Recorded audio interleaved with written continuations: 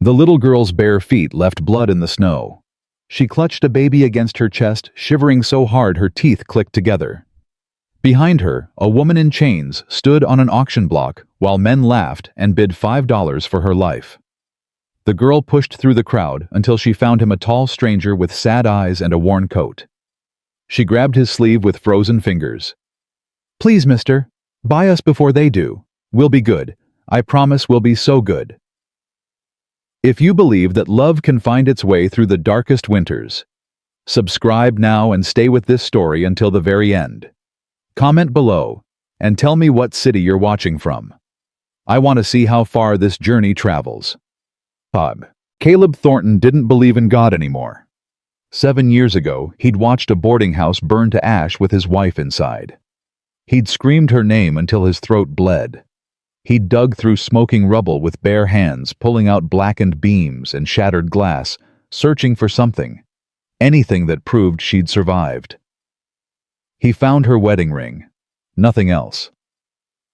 After that, Caleb stopped praying, stopped hoping, stopped living, really. He moved to Montana, bought a ranch nobody wanted, and spent 7 years talking to horses because they didn't ask questions. Today he'd come to Blackwater Junction for feed, just feed. The trading post sat crooked against the winter sky, its wooden beams groaning under fresh snow. Caleb tied his horse and walked toward the supply store, head down, shoulders hunched against the cold. That's when he heard the laughter. Not good laughter. The kind that made his gut twist. He stopped. A crowd had gathered near a raised wooden platform. Maybe 40 men. Some women too, their breath fogging in the frozen air. A man in a black bowler hat stood on the platform, banging a gavel against a crate. "Come on now, gentlemen. Don't be shy. Next lot coming up." Caleb should have kept walking. He didn't. He pushed through the crowd until he could see. On the platform stood a woman, thin, shaking. Her wrists were bound with rope so tight the skin had split, leaving dried blood crusted around the edges. Her dress was gray, torn at the shoulder, hanging off her frame like it belonged to someone else. Her hair fell tangled across her face, hiding everything. Beside her, 2 children. A girl, maybe 4 years old. Red hair matted with dirt and melted snow. No shoes. Her feet were raw, cracked, bloody. She held a baby wrapped in what looked like a flour sack, pressing it against her chest, like she was trying to share the last warmth in her body. "Woman's good for cleaning, cooking, whatever you need," the auctioneer said, grinning. "Comes with 2 young ones. Girl can work in a few years. Baby's quiet. Starting bid $10.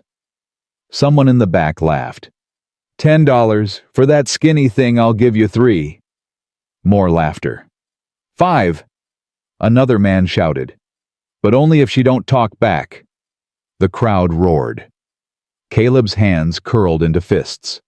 The woman on the platform didn't react, didn't lift her head, didn't flinch. She just stood there, gripping her daughter's hand so tight her knuckles had gone white. But the little girl. The little girl was looking at him, straight at him. Her eyes were brown. Too old for her face. Too tired. Too knowing. She stared at Caleb for a long moment, studying him like she was trying to decide something important. Then she moved. She pulled free from her mother's grip and stepped to the edge of the platform. The auctioneer didn't notice. The crowd didn't notice. But Caleb noticed. She climbed down the steps one at a time, her bloody feet leaving prints on the wood. She walked through the crowd. Men stepped aside without thinking, barely glancing at the small figure pushing past their legs.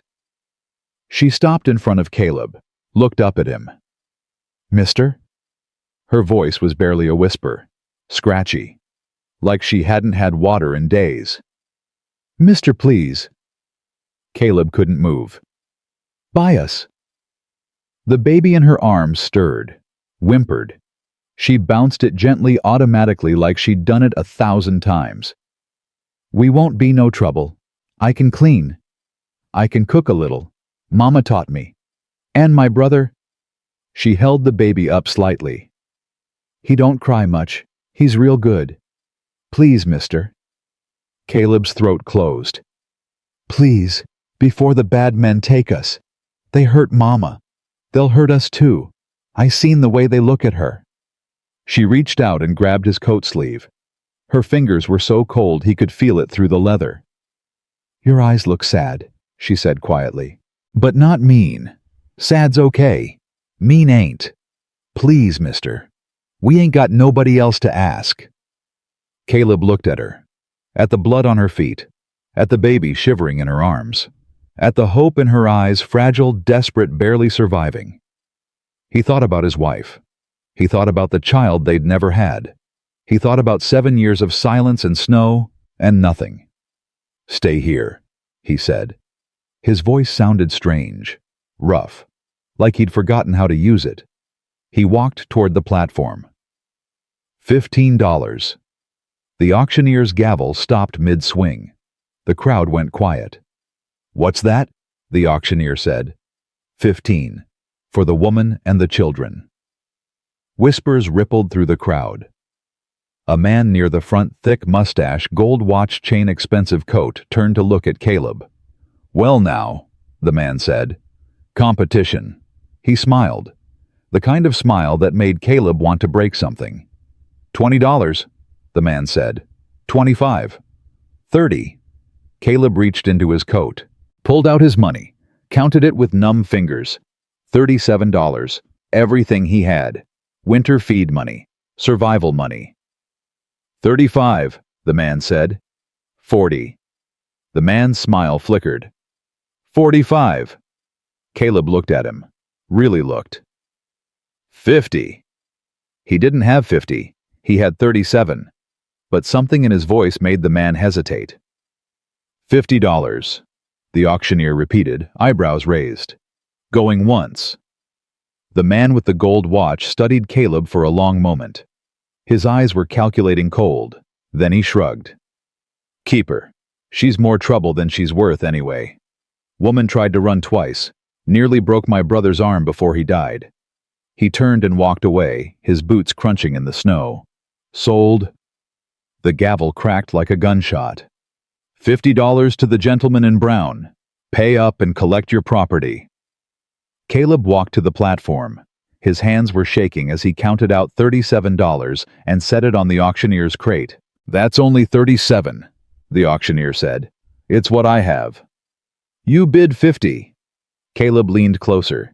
His voice dropped low. "You want to make a problem out of this, in front of all these people, when I just stopped a woman and 2 children from being sold to a man who, what did he say, whose brother she nearly killed defending herself." The auctioneer's smile faded. 37, Caleb said. "Take it." A long pause. The auctioneer grabbed the money. "Get them out of here. I don't want no trouble." Caleb climbed the steps to the platform. The woman still hadn't lifted her head. She was shaking harder now, her whole body trembling beneath the thin shawl. Caleb pulled his knife. She flinched, drew back. Her hands flew up to protect her face. "Easy," Caleb said quietly. "I ain't gonna hurt you. Just cutting the rope." He waited. Slowly she lowered her hands. He cut the ropes from her wrists. They fell into the snow-stained rust brown with dried blood. "Can you walk?" he asked. She nodded once, still didn't look up. The little girl appeared at the bottom of the steps, the baby clutched against her chest. "Come on, Mama," she said. "The nice man's taking us home." The wagon waited at the edge of the camp. Caleb helped the woman up first. She weighed nothing. He could feel her bones through the thin dress. Then he lifted the girl and the baby together. Set them on the bench beside their mother. Covered all 3 with the wool blanket he kept for cold nights, the one Eleanor had made years ago before everything ended. He didn't think about that. He climbed up front and took the reins. "My name's Caleb," he said, not turning around. "Got a ranch about 3 hours north. It ain't fancy, but it's warm. Got food. You'll be safe." No response. He flicked the reins. The horses moved. Snow began to fall. For a long time, nobody spoke. The only sounds were hoofbeats and the creak of wooden wheels and the soft whistle of wind through pine trees. Then the girl's voice, small and careful. "Mr. Caleb." "Yeah." "Where are we going?" "Home." "Your home." "Our home." "If you want it." Silence. "What if we don't want it?" Caleb turned slightly. The girl was watching him, her brown eyes serious. "Then I'll take you wherever you want to go," he said. "But you'd be doing me a kindness if you stayed a while. Place gets lonely." The girl considered this. "Mama," she said, "did you hear he said we can stay?" The woman didn't answer, but her hand moved slowly across the bench until it found her daughter's shoulder and squeezed. "My name's Lily," the girl said. "Like the flower. Mama named me that because lilies come back every spring even when winter's real bad.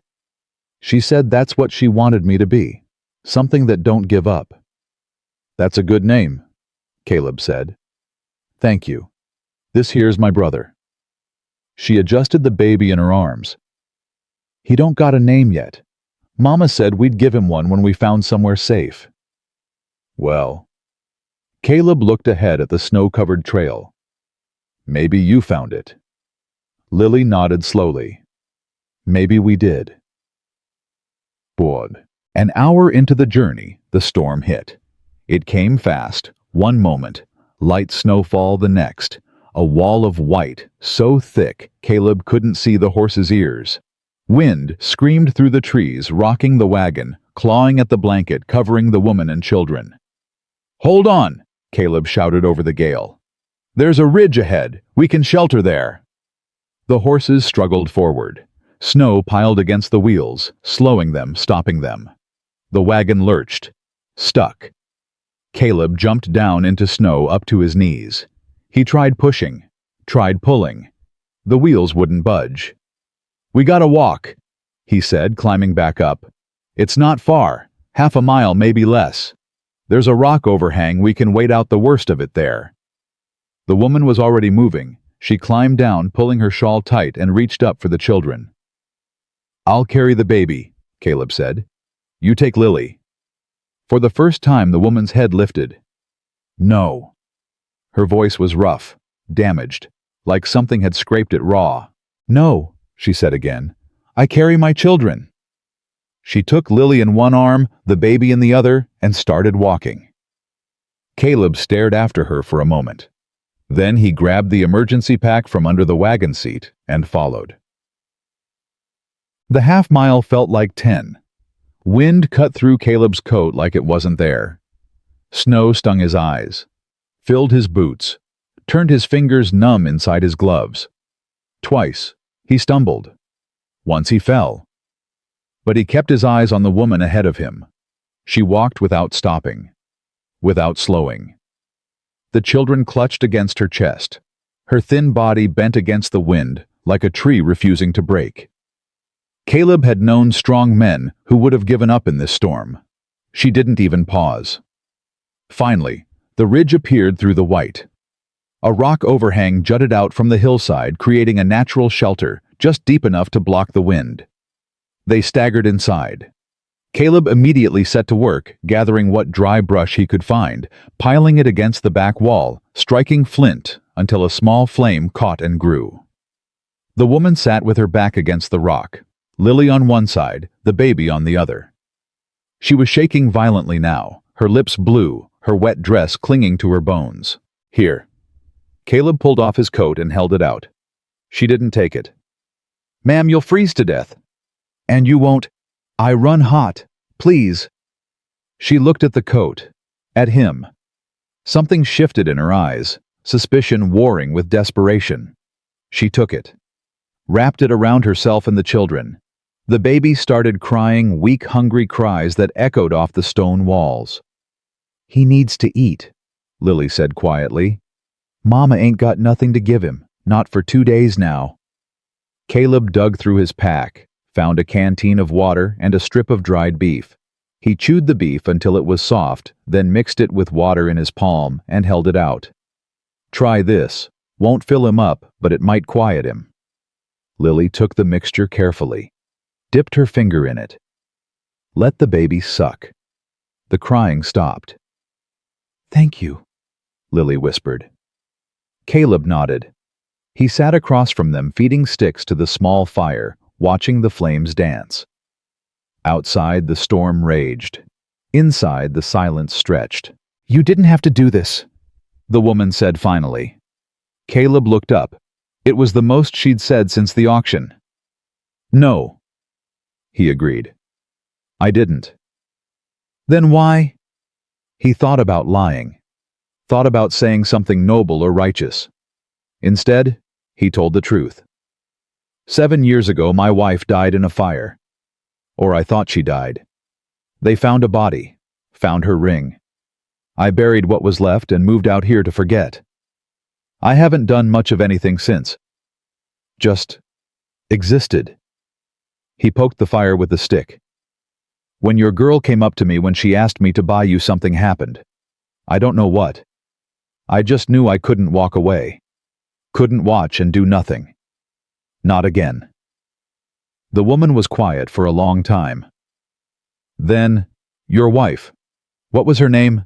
Eleanor. Caleb's voice caught on the word. Eleanor Margaret Thornton. She was a teacher before we married. Smartest woman I ever knew. Stubborn, too. Used to say... He stopped. The woman had gone rigid. Lily was staring at her mother with wide eyes. "Mama?" Lily said. "Mama, what's wrong?" The woman's hand moved slowly to her chest. She pulled something out from beneath her dress, a small locket on a thin chain, tarnished and dented. Her fingers trembled as she opened it. She held it toward the fire. Inside was a tiny daguerreotype, faded and cracked, but clear enough. A man and a woman on their wedding day. The man was Caleb. The woman was, "Oh my God!" Caleb breathed. He lunged forward, snatched the locket, held it up to the firelight with shaking hands. It was their wedding photograph. The only copy. He'd thought it burned with everything else. He looked at the woman. Really looked. Past the tangled hair, past the bruises, past the hollow cheeks and the shadowed eyes. And he saw her. Eleanor. His voice cracked on the name, broke on it. The woman Eleanor, his wife, his dead wife. She was crying, silent tears streaming down her face, catching firelight, turning gold. "Caleb," she whispered. "I thought you were dead. They told me you were dead. They said, I'm not dead." He grabbed her hands, held them like they were the only real thing in the world. "Eleanor, Eleanor, look at me. I'm right here. I'm alive. You're alive. How is this? Mama." Lily's voice was small, scared. "Mama, who is this man? Why are you crying?" Eleanor turned to her daughter, pulled her close. Her voice shook. "Lily, this is Caleb Thornton. He is..." She looked at Caleb, and something broke open in her face. "He's your father." The fire crackled, the storm howled, and the world rearranged itself around 3 words. Nobody slept that night. They huddled together in the shelter while the blizzard screamed outside, and Eleanor told her story in pieces, broken fragments that didn't come easy. The night of the fire. Men in her room. A rag over her face. Waking in a wagon tied down, heading west. "They told me you died in the fire," she whispered. "Said you went in looking for me, and the roof collapsed. I believed them. I wanted to die too." Caleb's jaw tightened. His hand found hers in the dark. "I was already carrying Lily when they took me. Didn't even know yet. By the time I realized..." She swallowed. "By the time I realized I was already sold. To a man in Wyoming. His name was Jonas Webb."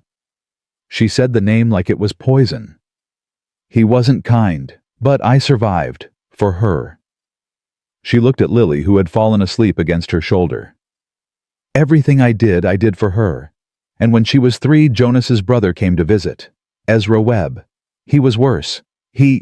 Her voice broke. Caleb pulled her closer. You don't have to.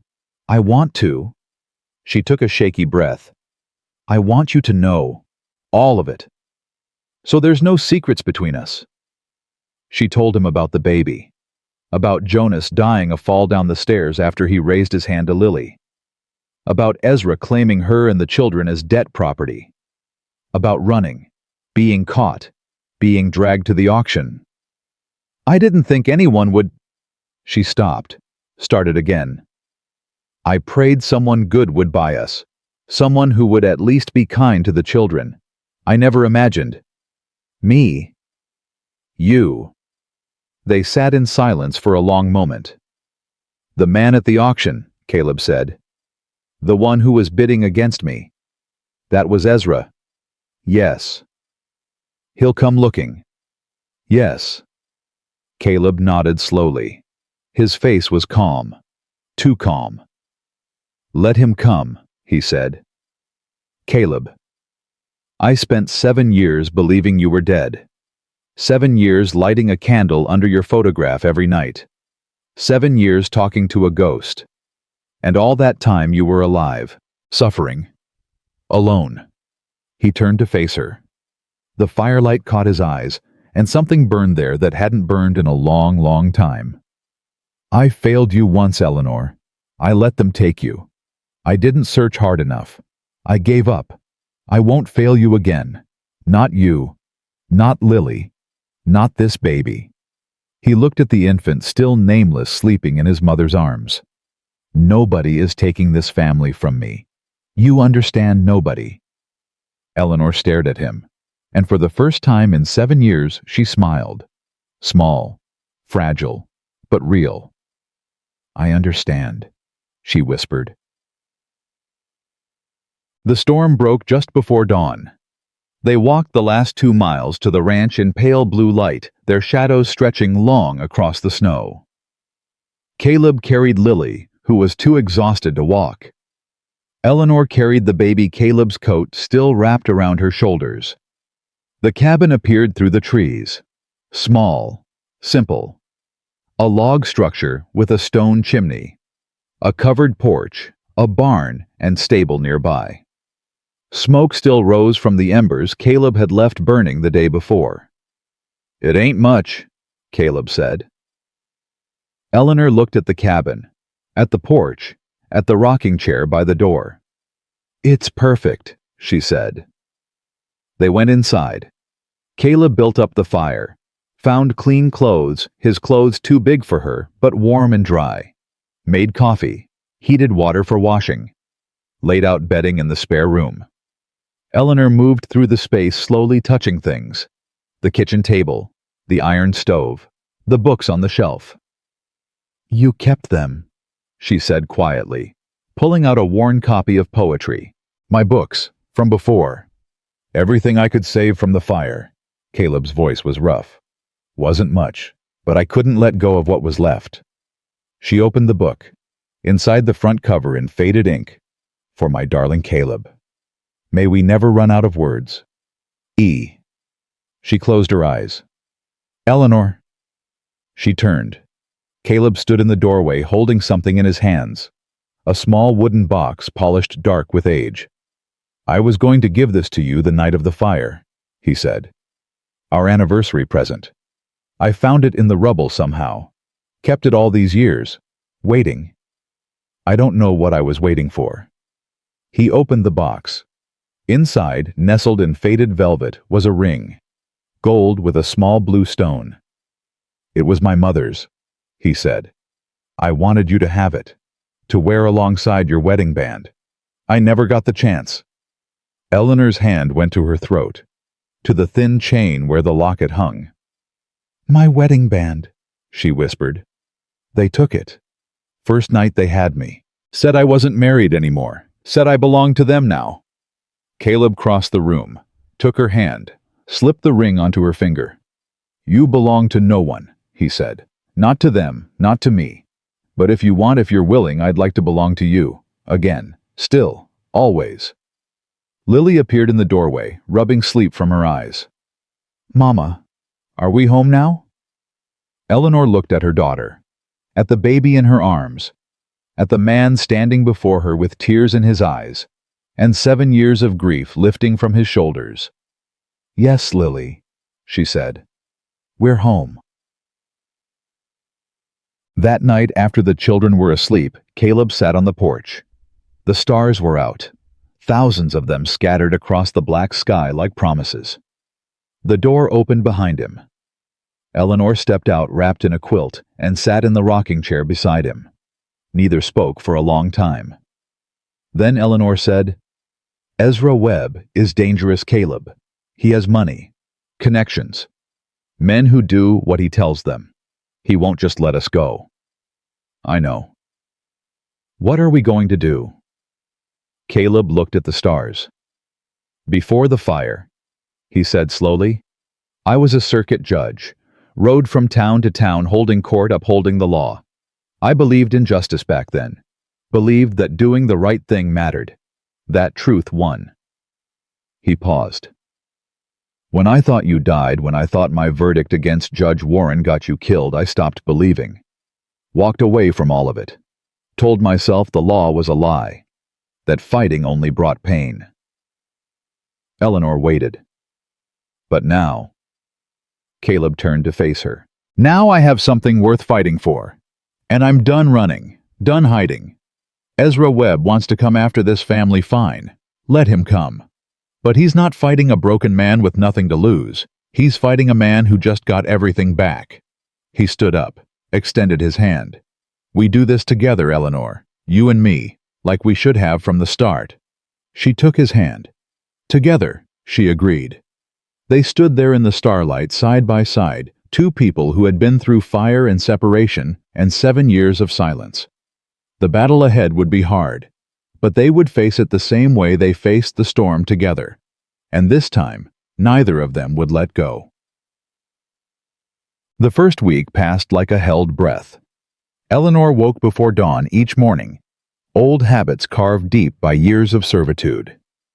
She would lie still in the darkness, listening for footsteps, waiting for commands that never came. Then she would remember where she was, and her chest would loosen just enough to breathe. Caleb gave her space.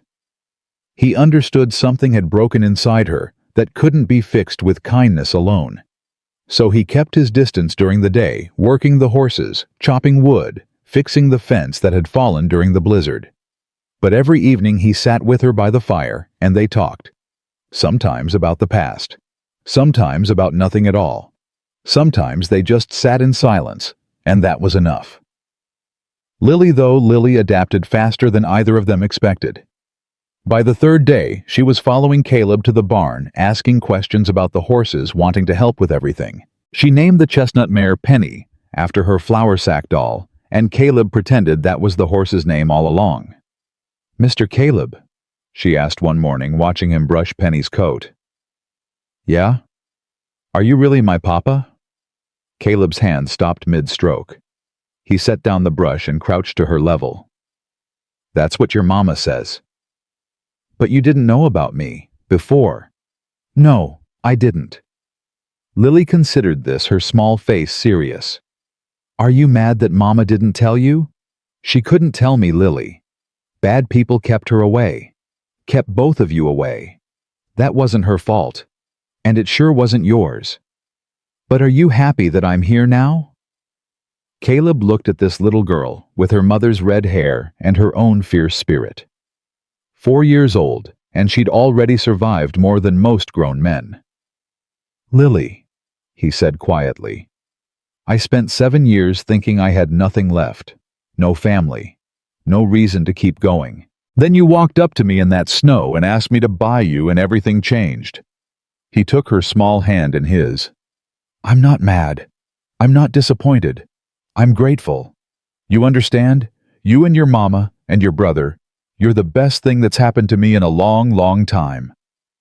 Lily stared at him. Her lip trembled. Then she threw her arms around his neck and held on tight. "I wanted a papa," she whispered into his shoulder. "I prayed for one every night. Mama said God don't always answer prayers, but maybe sometimes he does." Caleb closed his eyes and held her. Maybe sometimes he does. He agreed. Eleanor watched from the cabin window, tears sliding down her cheeks. She didn't wipe them away. For the first time in years, they weren't tears of pain. The baby, still unnamed, grew stronger each day. Eleanor's milk had returned now that she was eating properly, and the infant's cries became less desperate, more ordinary. Hungry cries, tired cries, the normal sounds of a child who expected to be cared for. "We should name him," Caleb said one evening, watching Eleanor nurse the baby by the fire. "I know." She stroked the baby's dark hair. "I kept waiting. Didn't want to name him after his father. Didn't want that man's mark on him. What about your father's name?" "Henry. Henry Sullivan." She tested it quietly. "Henry." "Henry Thornton," Caleb said. Eleanor looked up sharply. "If you want," Caleb added quickly. "I'm not trying to. I know he's not mine by blood. But if you wanted him to have—" "Yes." The word came out fierce. Certain. "Yes," Eleanor said again. "Henry Thornton. That's his name." Caleb nodded. Something settled in his chest, warm and solid. "Henry Thornton," he repeated. "Welcome to the family, son." The baby gurgled, milk-drunk and content, completely unaware that he'd just been claimed by a man who would die to protect him. But peace, Caleb knew, never lasted long. It was 10 days after the auction when the first sign of trouble came. Caleb had ridden into Cedar Hollow for supplies. The town was small, one main street, a general store, a blacksmith, a church with a crooked steeple. He'd avoided it for years, preferring solitude to the curious stares of strangers. Now he had mouths to feed. He tied his horse outside the general store and walked in. The bell above the door jangled. Behind the counter stood Ruth Brennan, a sturdy woman with gray-streaked hair and sharp eyes that missed nothing. "Caleb Thornton," she said, eyebrows rising. "Haven't seen you in town since. When was it, last spring?" "Been busy." She watched him gather flour salt coffee beans. "Heard some interesting talk lately." Caleb didn't respond. "Heard you bought yourself a woman at the Blackwater auction. Her and 2 little ones." His jaw tightened. "People talk too much." "People do what people do." Ruth leaned against the counter. "Question is, what are you doing with them?" "Folks are curious.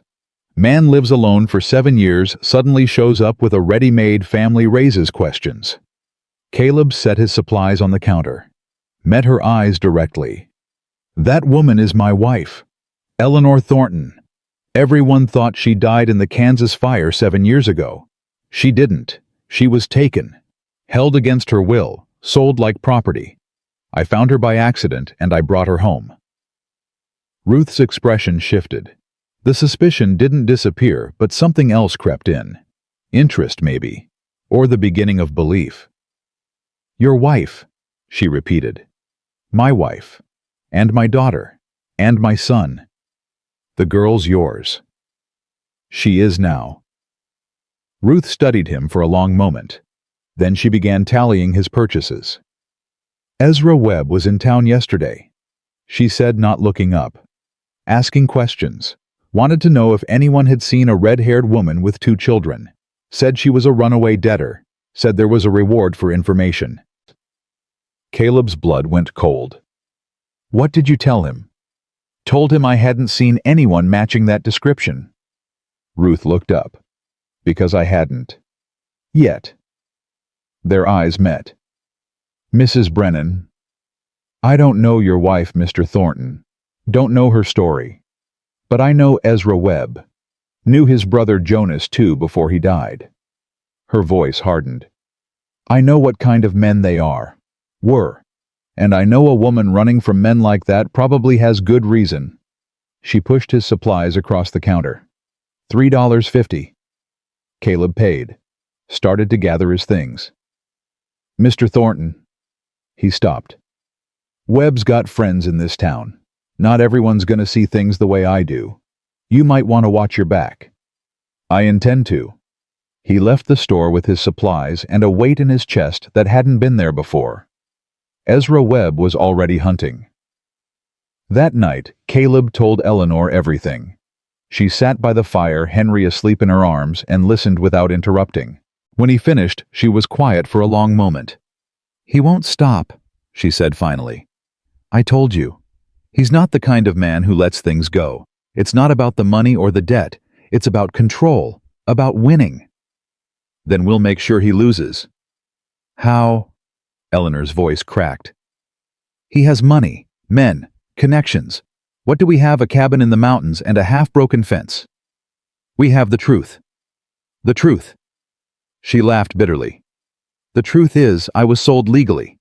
There are papers with my name on them. Documents that say I'm property. The law won't help us, Caleb. The law is what put me in chains in the first place." Caleb stood up, paced to the window, stared out at the darkness. "I used to be a judge," he said quietly. "Before the fire. I rode circuit through 3 territories, heard cases, issued rulings, sent men to prison. I believed in the system, believed that justice would prevail if good men stood up and fought for it." He turned to face her. "Then I lost you and I stopped believing, stopped fighting, ran away to the mountains and let the world rot. But Eleanor..." He crossed the room, knelt before her. "I can't run anymore. I won't. Not when I've just found you again." "What are you saying?" "I'm saying we fight. Not with guns, not unless we have to. We fight with the truth, your testimony, witnesses who knew you before, evidence of what was done to you. We build a case so strong that no court in the territory can ignore it. And if they ignore it anyway, then we keep fighting. We go higher. Federal courts, newspapers. We make so much noise that people have to listen." Eleanor shook her head slowly. "You make it sound so simple." "It won't be simple. It'll be the hardest thing either of us has ever done. But I'd rather fight and lose than hide and let them win." She looked at him, this man she'd loved and lost and found again. The same stubborn jaw, the same fierce eyes. 7 years older, scarred by grief, but still the same man who'd once promised to build her a life worth living. "All right," she whispered. "We fight." Caleb took her hand, pressed it to his lips. "We fight," he agreed. From the doorway, a small voice. "Are the bad men coming?" They turned. Lily stood there in her nightgown, her eyes wide with fear. Eleanor opened her arms. "Come here, sweetheart." Lily ran to her mother, climbed into her lap beside Henry. "I heard you talking," she said. "About fighting. About the man from the auction. Is he coming to take us back?" Caleb moved closer, crouched down so he was at Lily's level. "Listen to me, Lily. Nobody is taking you anywhere. Not that man, not anyone. You understand? But what if he brings lots of people? What if he has guns? Then I'll have guns too. What if he tries to hurt Mama? He won't get close enough." Lily's lip trembled. "Promise?" Caleb looked at Eleanor, at Henry sleeping peacefully, at this little girl who'd already seen too much darkness for her short life. "I promise," he said. "On my life, Lily. On everything I am. Nobody hurts this family, not while I'm breathing."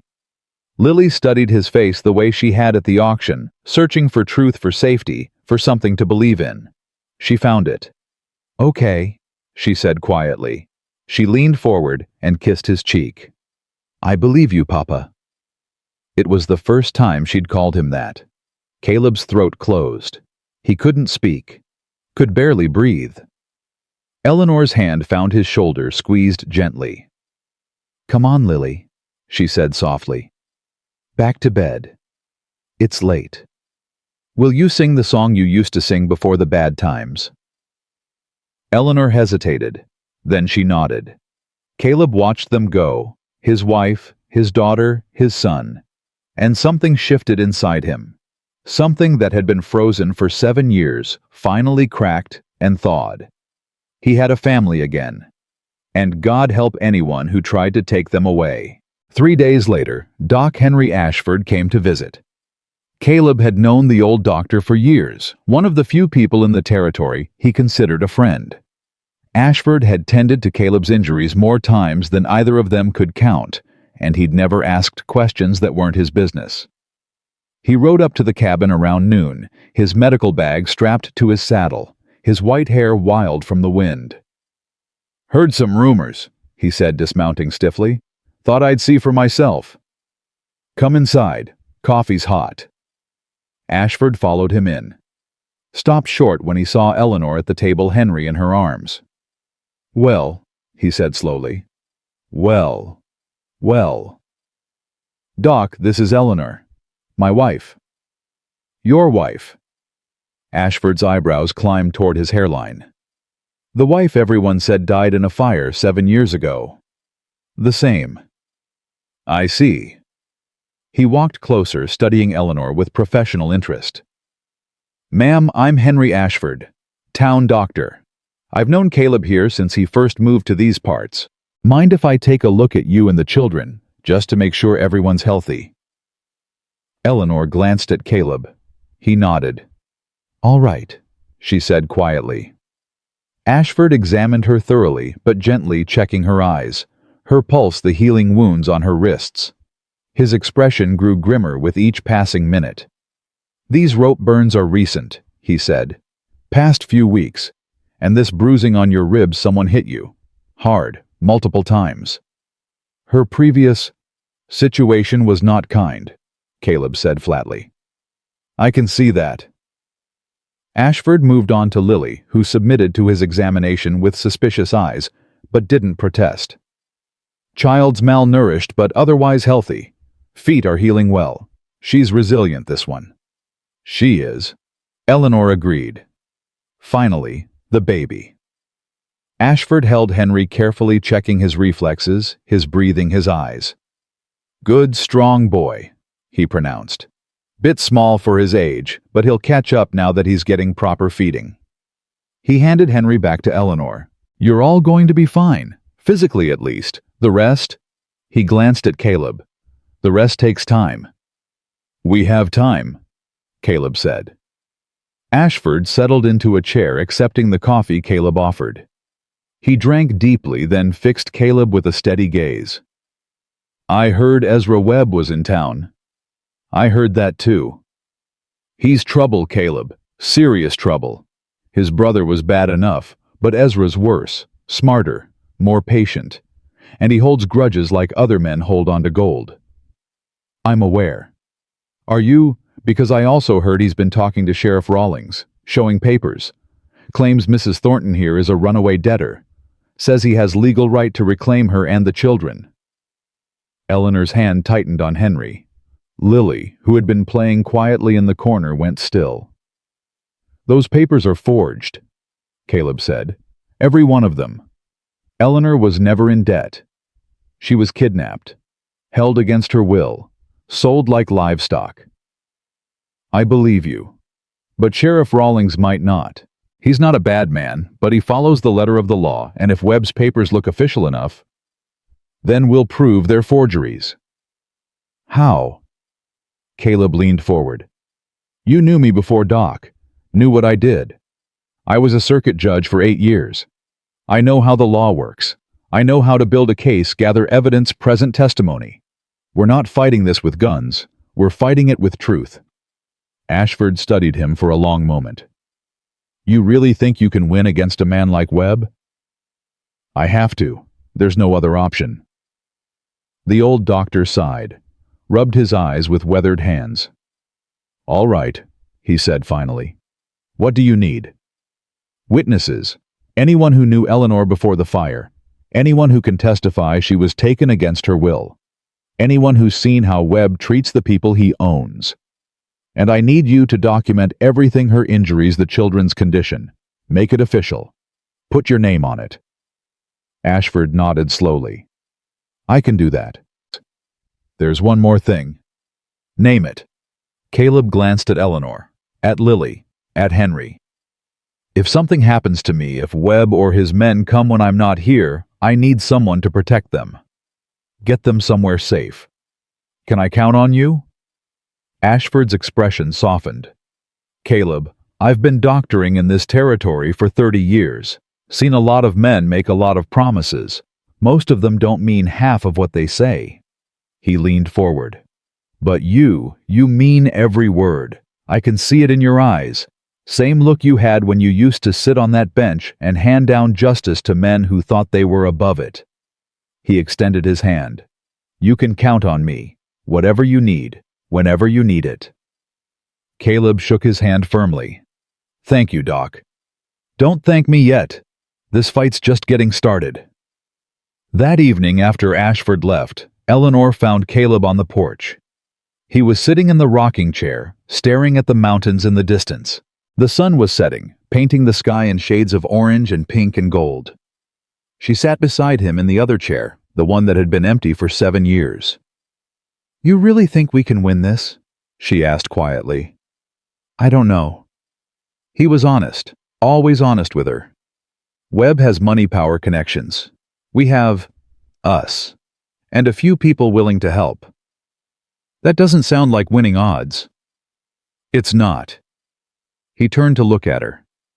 But I've seen plenty of cases where the wrong side had all the advantages. Sometimes they still lost. Because the truth has a way of coming out, Eleanor, no matter how hard people try to bury it. And if it doesn't, if the truth stays buried. Caleb was quiet for a moment. Then we run, he said finally. We take the children and we disappear. New names, new territory. Start over somewhere Webb can't find us. You'd give up your home, everything you've built here, in a heartbeat. He reached over and took her hand. This cabin, this land, it's just wood and dirt. It doesn't matter without you. Nothing matters without you. Eleanor's eyes glistened. She squeezed his hand tightly. I won't let you sacrifice everything for me, Caleb. You don't get to decide that. He smiled slightly. We're married, remember? That means my sacrifices are your sacrifices, and yours are mine. We're in this together, all the way.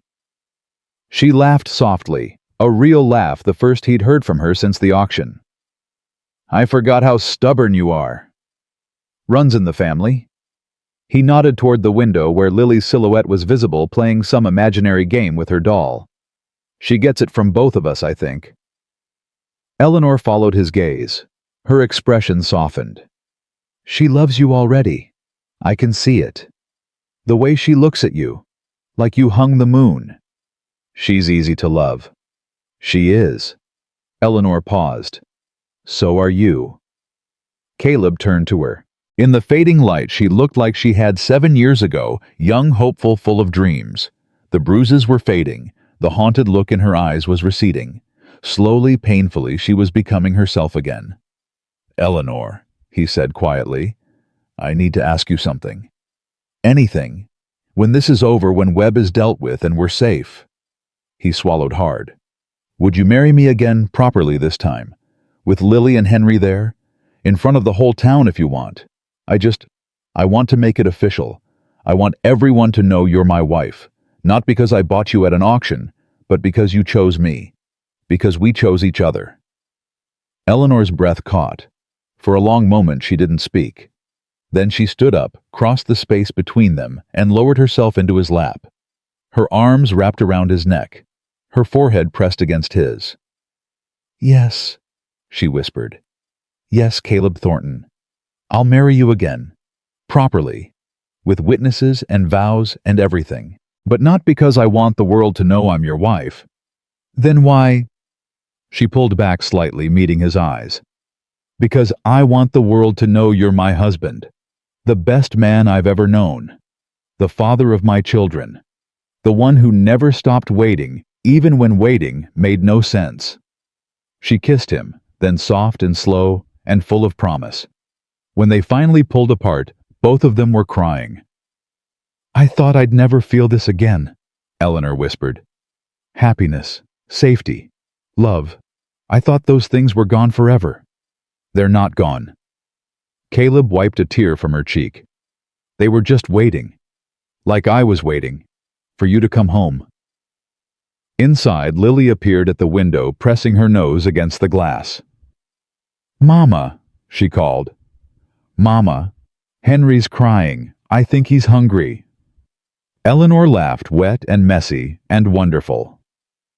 "Duty calls," she said, climbing off Caleb's lap. "Go on, I'll be in soon." She paused at the door, looking back at him.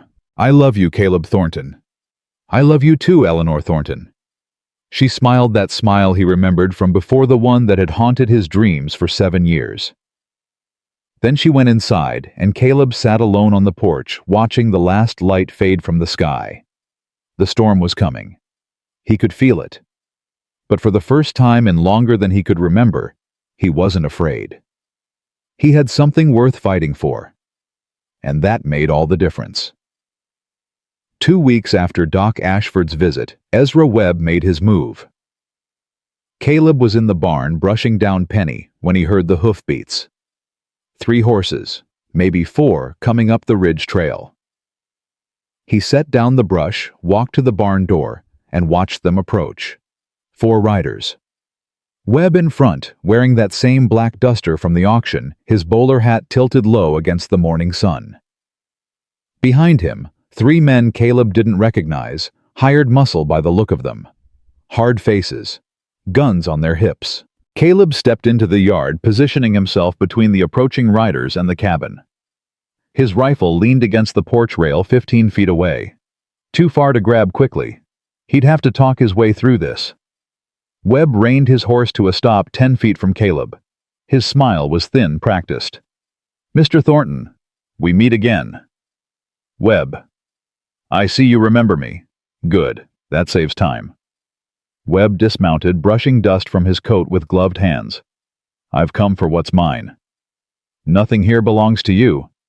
"I'm afraid the law disagrees." Webb reached into his coat and produced a folded document. "This is a writ of reclamation signed by Sheriff Rawlings. It states that the woman known as Eleanor Webb, formerly Eleanor Sullivan, and her 2 children are legally bound property of the Webb estate, held as collateral against unpaid debts incurred by my late brother Jonas." "Eleanor Webb." Caleb's voice was flat. "Her name is Eleanor Thornton. She's my wife. Has been for 8 years. Interesting claim. Do you have proof?" "Marriage certificate, filed in Kansas, 1874. Webb's smile widened. "Ah, yes. I heard about that. Unfortunately, Eleanor Thornton died in a fire in 1879. There's a death certificate to prove it.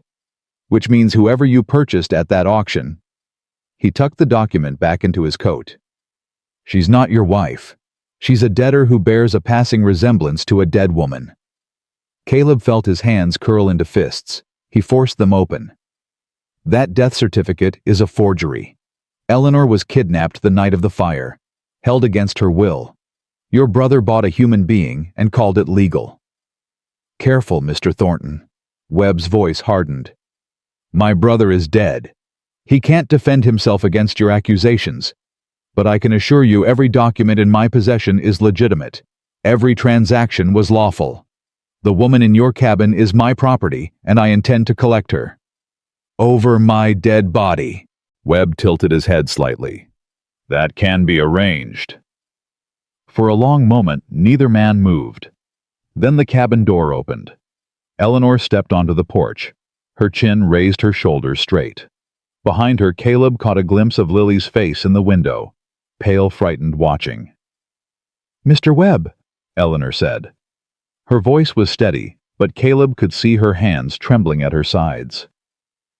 "We need to talk." Webb's eyes lit up. "Ah, there she is. The runaway herself. My dear Eleanor, you've caused quite a bit of trouble." "I'm not your dear anything." Eleanor walked down the porch steps, moving to stand beside Caleb. "And I'm not your property. I never was." "The documents say otherwise." "The documents are lies. Every one of them. And I can prove it." Webb raised an eyebrow. "Can you now?" "I was kidnapped from a boarding house in Kansas on the night of April 17, 1879. 2 men drugged me and carried me out the back while the building burned. I was transported to Wyoming against my will and sold to your brother like cattle. I was held for 5 years. Beaten. Starved. Forced to work without pay. When Jonas died, you took ownership of me and my children without my consent. She took a step forward. Her voice rose. I have witnesses. I have testimony. I have a doctor's report documenting every scar, every healed fracture, every sign of abuse I suffered under your family's care. And I have a husband, my real husband, who happens to be a former circuit judge with 8 years of experience in territorial law. Webb's smile faltered, just slightly. But Caleb saw it. You think that matters, Webb said. You think a few sob stories and a sympathetic doctor will override legal documents signed by a county sheriff. I think, Eleanor said, that when this goes before a federal court, and it will go before a federal court, your documents won't hold up. Because they're forgeries. And forgery is a crime, Mr. Webb, a serious one. Federal court. Webb laughed. You're dreaming. No federal judge is going to take the word of a runaway debtor over a respectable businessman. Maybe not. But they might take the word of 3 other women. Webb went still. What did you say? Eleanor's eyes were cold. Hard. Caleb had never seen her look like this before. Your brother wasn't just collecting debts, Mr. Webb. He was collecting women. I wasn't the only one he bought, and I wasn't the only one he hurt. I've been writing letters, sending inquiries, and I've found 3 others who are willing to testify. 3 women who can confirm exactly what kind of operation your family was running. Webb's face darkened. The practiced smile was gone now, replaced by something uglier. You're bluffing. Am I? Eleanor reached into her apron pocket and produced a folded letter. This is from a woman named Sarah Jennings. She was held at the same house as me for 2 years before she managed to escape. She's in Nevada now. She's willing to travel for the trial. She held up another letter. This is from Martha Cole. She was sold to a rancher in Oregon after your brother decided she was too old to be useful. She remembers everything. A third letter. And this is from the sister of a woman named Rebecca Shaw. Rebecca didn't survive your brother's hospitality, Mr. Webb. But her sister has been gathering evidence for 3 years waiting for someone to come forward. Now someone has. Eleanor tucked the letters back into her pocket. So here's what's going to happen. You're going to get back on your horse. You're going to ride out of here. And you're never going to come near my family again. Because if you try to take me or my children, I will bring down the full weight of federal law on your head. I will destroy your reputation. I will take every penny you own, and I will make sure you spend the rest of your life in a prison cell. Silence. Webb stared at her. His jaw worked. His hands clenched and unclenched at his sides. Then he laughed. It was a cold sound, hollow. Well, he said. Well, Jonas always said you had fire. I didn't believe him until now. He mounted his horse, gathering the reins.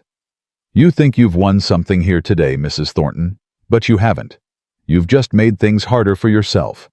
I have resources you can't imagine, friends and places you can't reach. This isn't over. Yes, it is, Eleanor said. You just don't know it yet. Webb's eyes moved from Eleanor to Caleb. Something flickered there, calculation maybe, or the first seeds of doubt. We'll see, he said softly. We'll see. He turned his horse and rode away, his men following. They disappeared down the ridge trail without looking back. Caleb didn't move until the hoofbeats faded entirely. Then he turned to Eleanor. 3 women, he said. She nodded. Her hands were shaking harder now, the adrenaline wearing off. You never told me you were writing letters. I wasn't sure anything would come of it. Didn't want to get your hopes up. Eleanor. He stepped closer, took her trembling hands in his. That was... I've never seen anything like that. You faced him down, made him back off. For now. Her voice cracked slightly. He'll be back. You heard him. He's not going to let this go. No. but neither are we. Caleb pulled her into his arms, held her tight. You were incredible. You know that. Absolutely incredible. Eleanor buried her face in his chest. I was terrified. Couldn't tell. Liar. He laughed a real laugh, warm and relieved. Maybe a little. But it doesn't matter. You stood up to him. You had evidence. You had a plan. Eleanor, you might have just saved this family. Not yet. She pulled back, looking up at him. This is just the beginning. We need to get those testimonies formalized. We need to file with the federal court. We need to build a case so strong that no one can tear it down. Then that's what we'll do. The cabin door burst open. Lily came running out, tears streaming down her face. Mama! Mama, are the bad men gone? Eleanor scooped her up, holding her close. They're gone, sweetheart. They're gone. Are they coming back? Maybe. But not today. And when they do come back, we'll be ready. Lily sniffled, wiping her nose on Eleanor's shoulder. You yelled at them. I saw. You were so brave, Mama. Your mama's the bravest person I know, Caleb said quietly. Eleanor looked at him over Lily's head. Her eyes were wet, but she was smiling.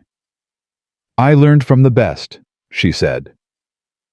That afternoon, they gathered around the kitchen table, Caleb, Eleanor, and Doc Ashford, who had ridden out as soon as he heard about Webb's visit. He'll petition the county court first, Ashford said, studying the letters Eleanor had shown him. Try to get a local ruling before you can escalate to federal jurisdiction. You need to move fast. How fast? Caleb asked. Days, not weeks. If he gets a county judge to sign off on reclamation papers before you file your counterclaim, he could show up with a legal posse. And at that point, resisting would make you outlaws, not him. Eleanor's face paled. Can he really do that? Webb has money and connections. He's done it before to others. The trick is getting ahead of him, filing first, making enough noise that the county court can't act without scrutiny. Caleb stood up, pacing. What do we need? Sworn affidavits from your witnesses, a formal petition to the federal court in Helena, documentation of Eleanor's identity, your marriage certificate, any letters or photographs from before the fire, and testimony from anyone who can verify she was taken against her will. The woman at the auction, Eleanor said suddenly. The one who recognized me. She said her sister worked at the house in Kansas. Do you know her name? No, but Ruth Brennan might. She seemed to know everyone in town. Caleb grabbed his coat. I'll ride to Cedar Hollow tonight, talk to Ruth, see if she can help us track down that woman. I'll come with you, Eleanor said. No, you need to stay here with the children. If Webb comes back, I want to be here to face him. Eleanor's jaw set. But you're right. Lily and Henry need me. She grabbed his arm. Be careful, please. Always am. Liar, she said again, but she was almost smiling. Caleb kissed her forehead, then Lily's, then Henry's sleeping face. Lock the doors, he said. Don't open for anyone you don't know. I'll be back before dawn. He rode out into the gathering dusk, his rifle across his saddle, his heart pounding with a mixture of fear and determination. The fight had officially begun. Ruth Brennan was closing up the general store when Caleb arrived. She looked up at the sound of hoofbeats, her eyes narrowing as she recognized him in the fading light. Mr. Thornton, bit late for shopping. Bit late for a lot of things. He dismounted, tying his horse to the post. I need your help, Mrs. Brennan. That's so. She crossed her arms, leaning against the doorframe. What kind of help? The woman at Webb's auction. The one who recognized my wife. She said her sister worked at a house in Kansas. Do you know who she is? Where I can find her? Ruth was quiet for a long moment. Her eyes searched his face. You're really going through with this, she said. Taking on Ezra Webb. Don't have a choice. Everyone has a choice, Mr. Thornton. Most people choose to keep their heads down, and stay out of trouble. My wife spent 5 years being someone's property. My daughter was born in captivity. My son doesn't have a birth certificate because his mother was too scared to register him. Caleb's voice was steady, but there was steel beneath it. I'm done keeping my head down. I'm done letting men like Webb write the rules. Are you going to help me or not? Ruth studied him for another long moment. Then she sighed. Her name's Clara Whitfield. Lives about 2 miles east of town near the old Miller place. Her sister was Catherine Whitfield. Went missing 6 years ago. Everyone thought she'd run off, but Clara always said something wasn't right. Catherine, is she still alive? Don't know. Clara never found out what happened to her. But if anyone can tell you about that house in Kansas, it's Clara. Ruth paused. Fair warning, she's not exactly trusting of strangers, especially men. You might have better luck bringing your wife. Eleanor needs to stay with the children. Then bring Doc Ashford. Clara knows him, trusts him as much as she trusts anyone. Caleb nodded. Thank you, Mrs. Brennan. Don't thank me yet. She stepped back, starting to close the door. Webb's already been spreading talk around town. Says your wife's a criminal, a liar, a debtor trying to escape her obligations. Some folks believe him. Do you? Ruth paused, looked at him with those sharp, knowing eyes. I believe what I see, Mr. Thornton, and what I see is a man fighting for his family against someone who's used to getting whatever he wants. That takes courage. She smiled slightly. Or stupidity. Sometimes hard to tell the difference. Maybe both. Maybe so. She closed the door part way, then stopped. Watch your back on the ride home. Webb's got men patrolling the roads after dark. Looking for someone, though I couldn't say who. Caleb's jaw tightened. Thanks for the warning. Good luck, Mr. Thornton. You're going to need it. The door closed. The lock clicked. Caleb mounted his horse and rode toward Clara Whitfield's homestead, the darkness pressing in around him.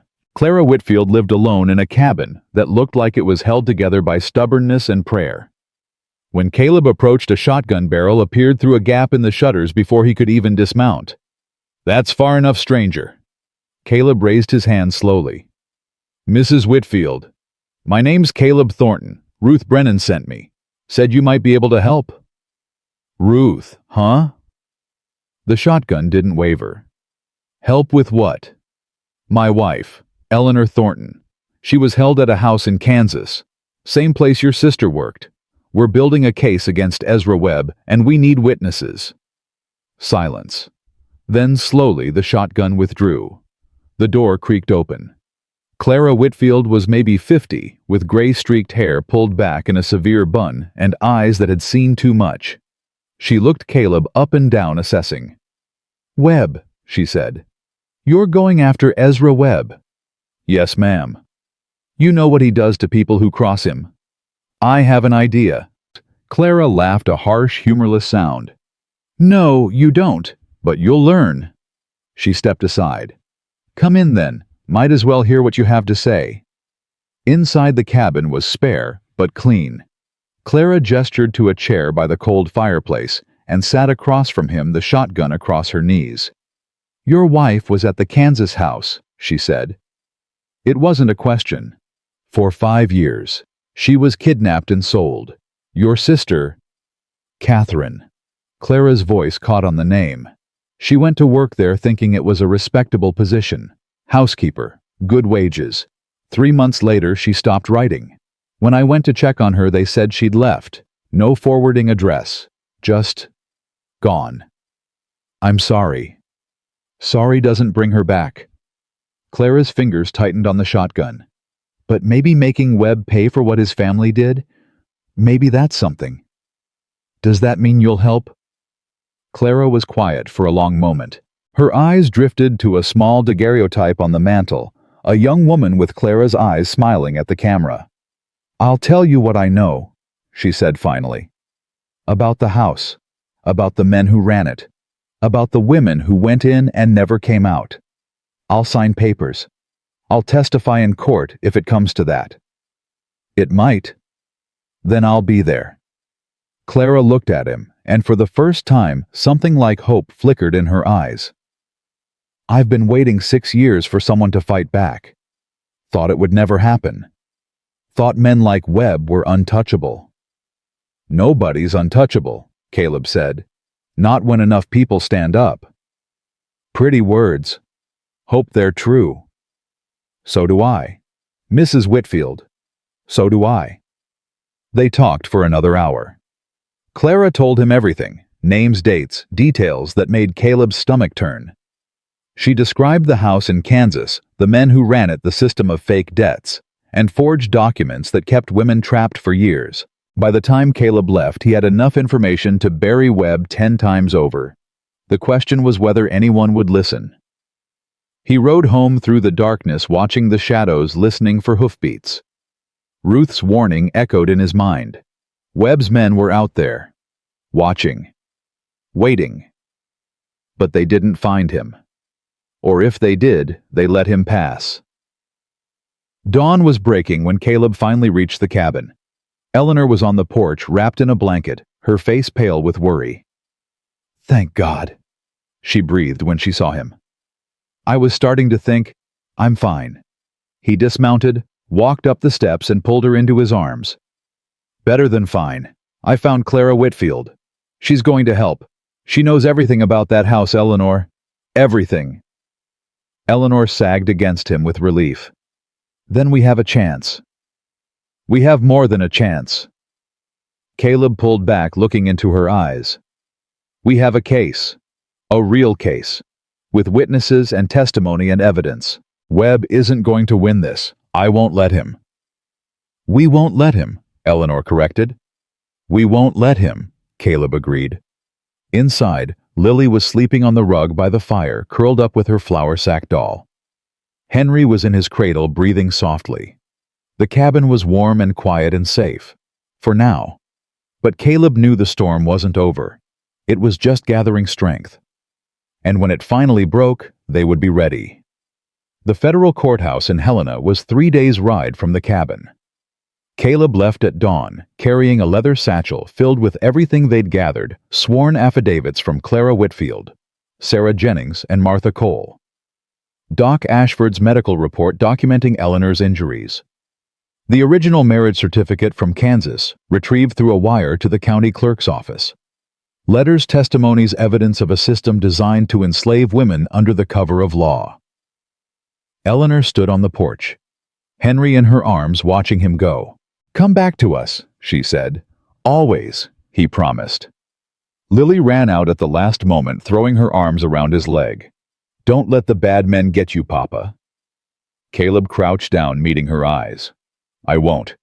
And when I come back, those bad men won't be able to hurt anyone anymore. You hear me? We're going to stop them. For good. Promise. Promise." He kissed her forehead, mounted his horse, and rode toward Helena with the weight of his family's future in his saddlebag. The journey was long and cold. Snow still clung to the mountain passes, and twice Caleb had to dismount and lead his horse through drifts that reached his thighs. He slept under the stars the first night, wrapped in his bedroll, listening to the wind howl through the pines. On the second night, he stopped at a way station, a rough wooden building that served as inn, saloon, and trading post for travelers crossing the territory. He paid for a meal and a corner to sleep in, keeping his satchel close. He was halfway through his stew when a man sat down across from him. Caleb looked up. The man was young, maybe 25, with a clean-shaven face and nervous eyes. He wore a deputy's badge on his coat. "You're Caleb Thornton," the man said. It wasn't a question. Caleb set down his spoon. "Who's asking?" "Name's Samuel Crane, deputy out of Ridgewood." The young man glanced around the room, then lowered his voice. "I've been looking for you." "That's so?" "Yes, sir. I need to warn you." Crane leaned closer. "Ezra Webb's filed papers with the county court. Emergency reclamation order.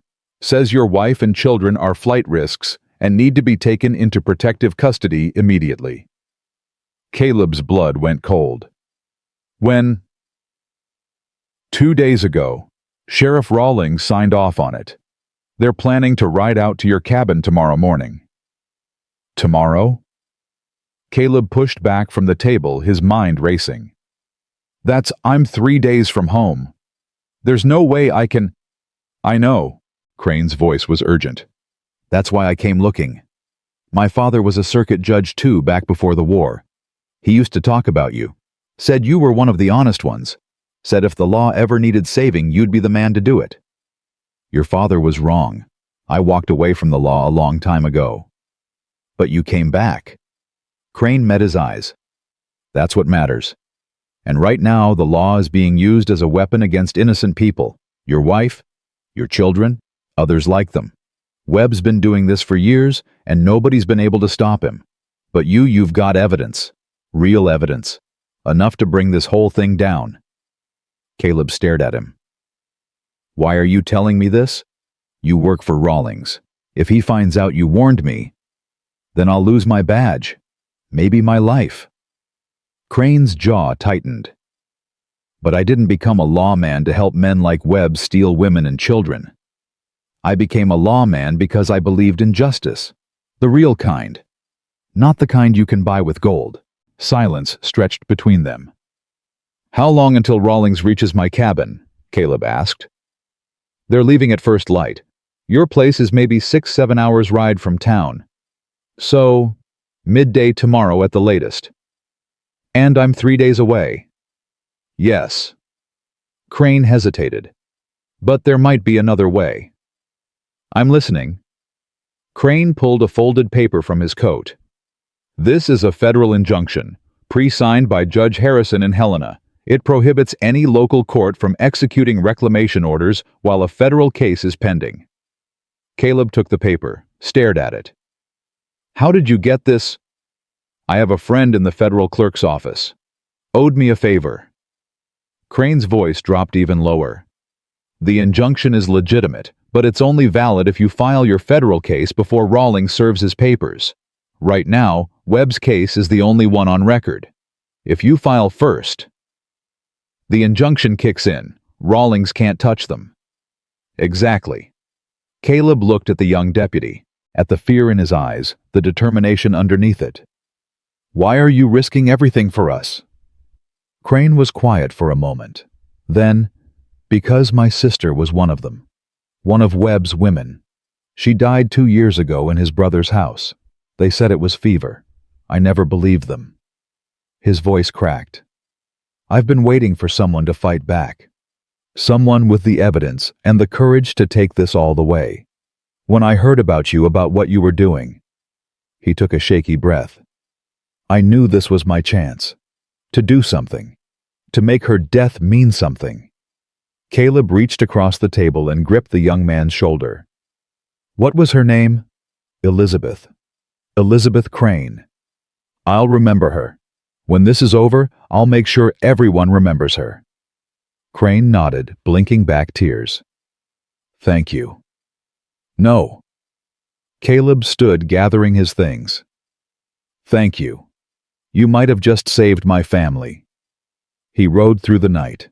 The injunction was in his satchel, pressed against his chest. The cold bit at his face, and his horse was exhausted, but Caleb pushed on. Every hour he lost was an hour closer to Rawlings reaching his cabin. To Webb getting his hands on Eleanor and the children. He couldn't let that happen.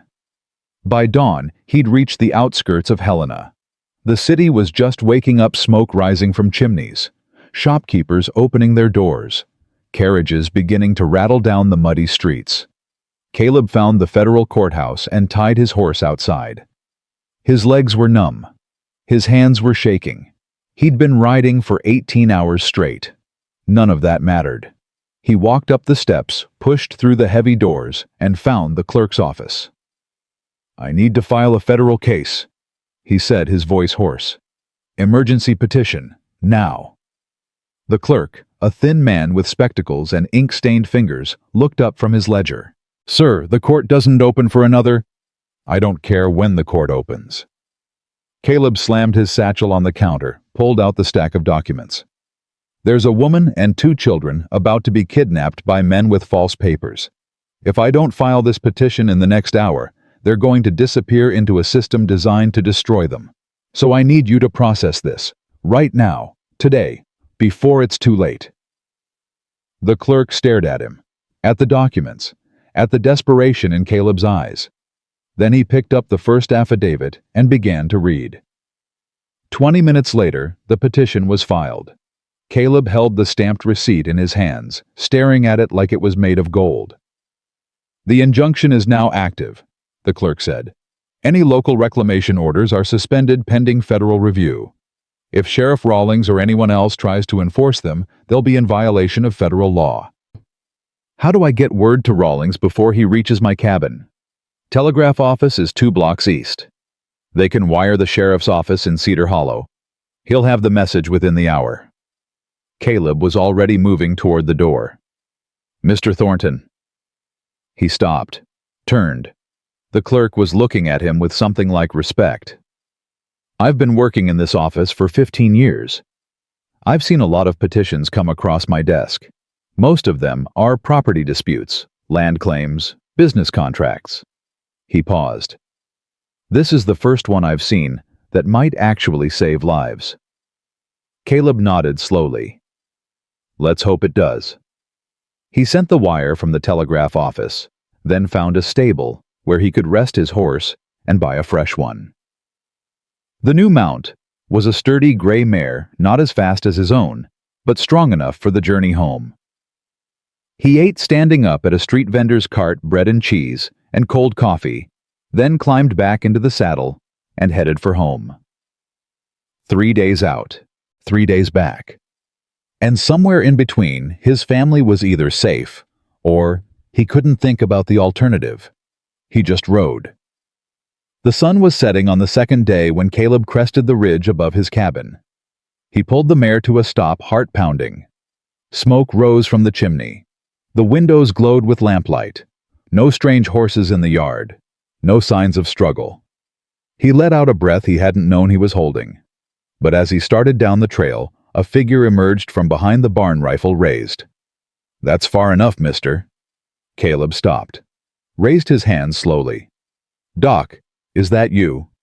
A pause. Then Doc Ashford stepped into the fading light, lowering his rifle. "Caleb, good Lord, man, you nearly got yourself shot. What are you doing here?" "Keeping watch." Ashford walked toward him, his face grim. "Rawlings came yesterday.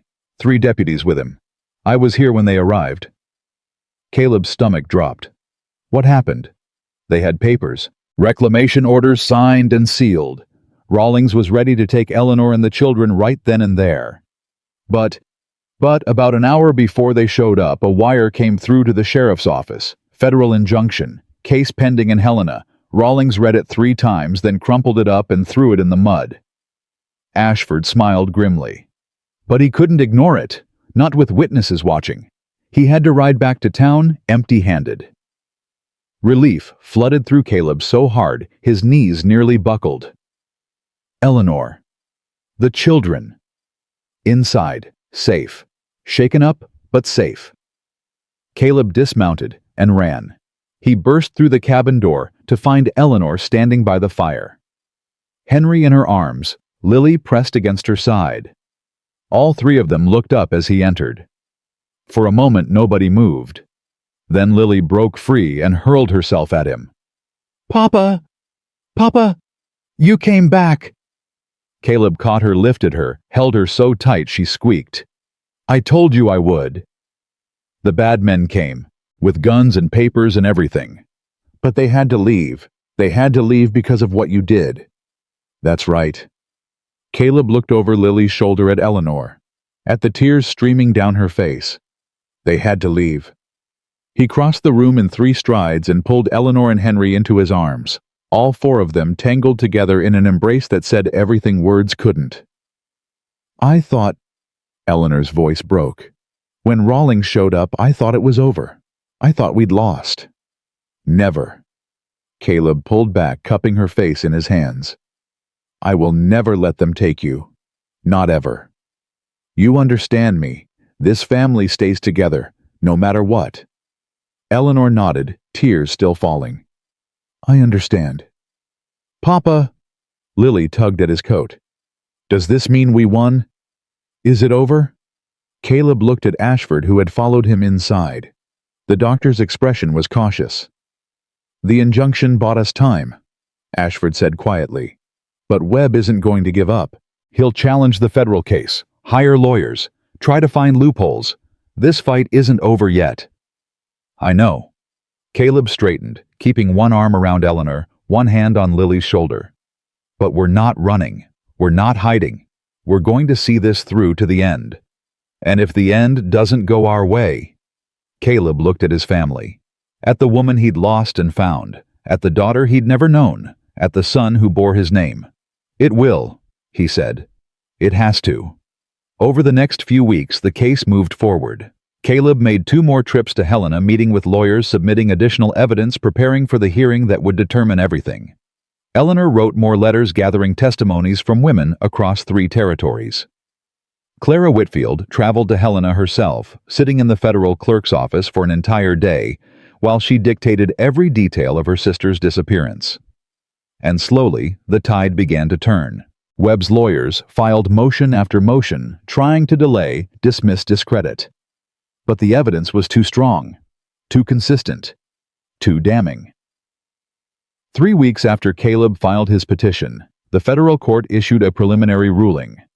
Eleanor Thornton was not property. The debt documents filed by the Webb estate were fraudulent. A full investigation was ordered into the trafficking operation that had held her captive. When the news reached the cabin, Eleanor cried for an hour. But Webb wasn't finished. The night before the final hearing, Caleb was on the porch watching the stars when he heard hoofbeats on the ridge. He grabbed his rifle and stepped into the yard. A single rider approached, no weapons visible, hands raised. "That's far enough," Caleb called. The rider stopped, dismounted slowly. It was Webb. "I'm not here to fight," Webb said, his voice carrying across the cold air. "I'm here to negotiate." "There's nothing to negotiate." "I disagree." Webb walked closer, stopping just outside the ring of lamplight from the cabin. "Tomorrow the court is going to rule against me. I know that. My lawyers know that. The evidence your wife has gathered is impressive. I underestimated her. You underestimated a lot of things. Perhaps." Webb's eyes glittered in the darkness. "But here's what you haven't considered, Mr. Thornton. Even if the court rules in your favor, I won't stop. I have resources, connections, men who will do anything for the right price. I can make your life a living hell for years, decades. I can turn every town in this territory against you. I can make sure your daughter never finds a husband, your son never finds work. I can destroy you without ever setting foot in a courtroom."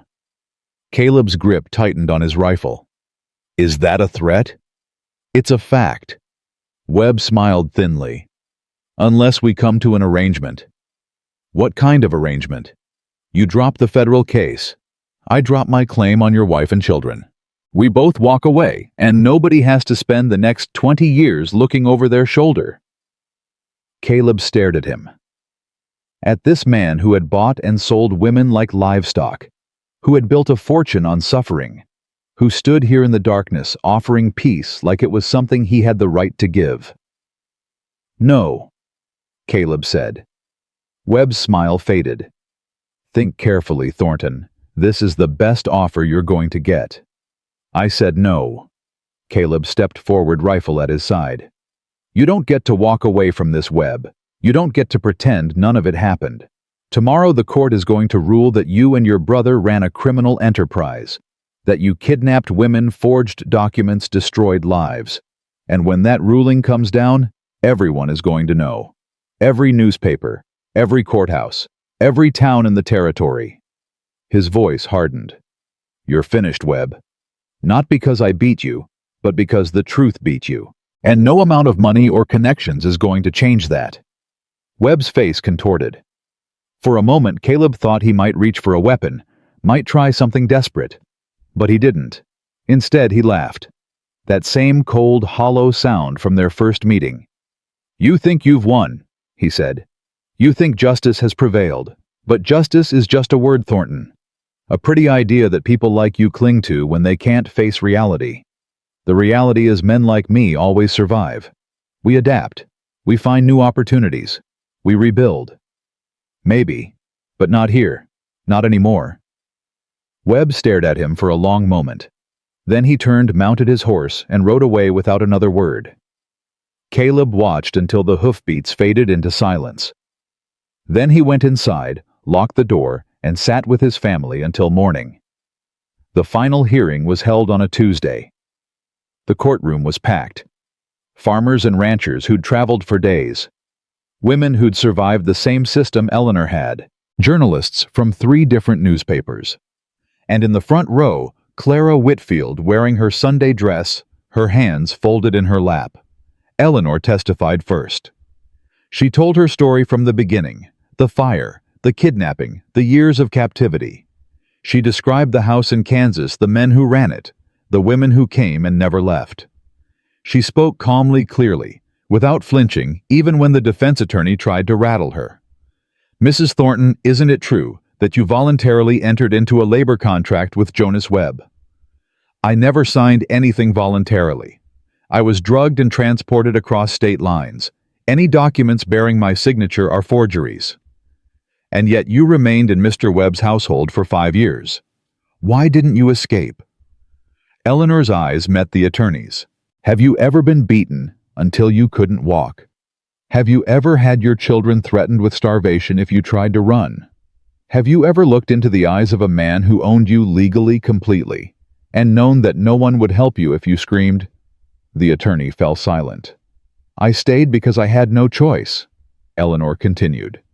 "Because the system was designed to trap women like me. Because men with money and power wrote laws that turned us into property. But I never stopped fighting. I never stopped hoping. And now, thanks to my husband and the people who believed us, I finally have the chance to tell the truth." She looked at the judge. "That's all I'm asking for, Your Honor. The chance to tell the truth. And the hope that this court will listen." The judge listened. When the ruling came down, it was unanimous. Eleanor Thornton was declared a free citizen, never legally bound by any contract or debt. The documents filed by Ezra Webb were declared fraudulent. An arrest warrant was issued for Webb on charges of kidnapping, forgery, and human trafficking. And in a separate ruling that sent shockwaves through the territory, the court ordered a full investigation into the labor trafficking network that had operated for over a decade, victimizing dozens of women across 5 states. When the gavel fell, the courtroom erupted. People were shouting, crying, embracing. Clara Whitfield was on her knees sobbing into her hands. The journalists were scribbling furiously, already composing headlines. And in the middle of it all, Caleb and Eleanor stood together, holding each other, their children pressed between them. "We did it," Eleanor whispered. "We actually did it." "You did it." Caleb pulled back, looking at her. "You faced him down. You told your story. You never gave up. This was you, Eleanor. All of it." "It was us." She touched his face. "It's always been us." Lily tugged at Caleb's coat. "Papa, does this mean we're safe now? Really safe?" Caleb knelt down, meeting her eyes. "Yes, sweetheart, we're safe. No more bad men, no more running. Just us together for as long as we live." Lily threw her arms around his neck. "I love you, Papa." "I love you too, Lily. More than you'll ever know." Outside the courthouse, the sun was shining. Caleb stood on the steps, his family beside him, looking out at the crowd that had gathered. Faces he knew: Ruth Brennan, Doc Ashford, Clara Whitfield. And faces he didn't: strangers who had come to witness justice being served.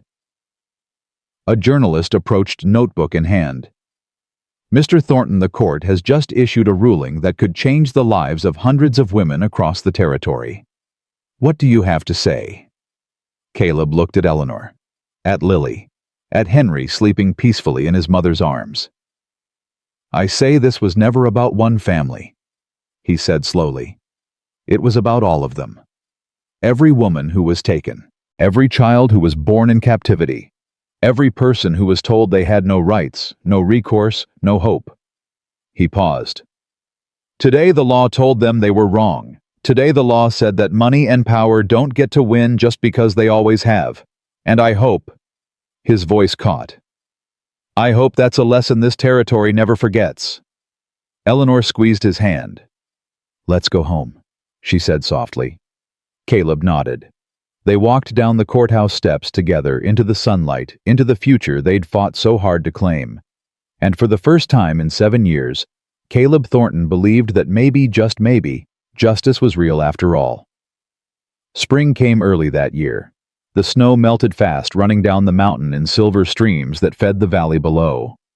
Wildflowers pushed through the muddy earth, purple and yellow and white, and the air smelled of pine and new growth and something that felt suspiciously like hope. Caleb stood on the porch, watching Lily chase a butterfly through the meadow. She was barefoot now. Her feet healed, her laughter ringing across the open land like music. Behind her, Eleanor sat on a blanket with Henry, who had learned to roll over and was practicing enthusiastically, giggling every time he succeeded. 3 months since the trial. 3 months since Ezra Webb was arrested and charged with crimes that would keep him in prison for the rest of his natural life. 3 months since the newspapers had carried the story across 6 territories, sparking investigations and rescues and a reckoning that was still unfolding. And 3 months since Caleb had finally allowed himself to believe that the nightmare was over. "You're thinking too loud again." He turned.